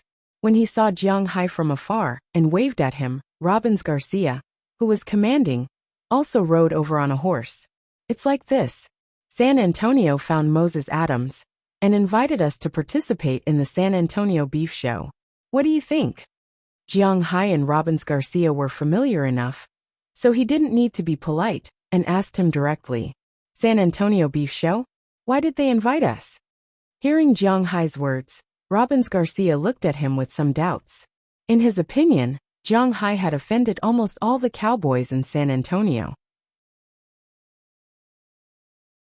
These people now invited Jiang Hai to participate in the show. Is there any conspiracy? And Moses Adams is also involved in this? Don't be so careful. It's not that these guys are looking for trouble with me, but because our meat is now quite famous in the United States. So these guys want to use our name to swindle people. With our beef cattle, it will definitely attract a lot of people, so they can sell advertisements and make money. Also, I think Moses Adams is right about something. We definitely have to attend an animal husbandry exhibition every year, not to make a name for ourselves, but to let everyone know that the world's #1 beef cattle is ours. We have to let them get used to our existence just like Wagyu. We have to let our cattle, our brand, stand there, and they will know that we are not on the same level as them. Looking at Robbins Garcia, Jiang Hai also repeated Moses Adams's words. Of course, he also added his own understanding. Hearing Jiang Hai's words, Robbins Garcia was stunned. He didn't have such thoughts in the past, but he thought about it and realized that what Jiang Hai said was not unreasonable. You're tuning in to the Li Mei's Sword of Destiny YouTube channel. We're so grateful for your support, and don't forget to subscribe to join us on this incredible journey through captivating stories. Your generosity through donations truly makes a world of difference, as it's the primary source of revenue that allows me to expand and enhance this channel for you. Thank you from the bottom of my heart for being a part of this adventure.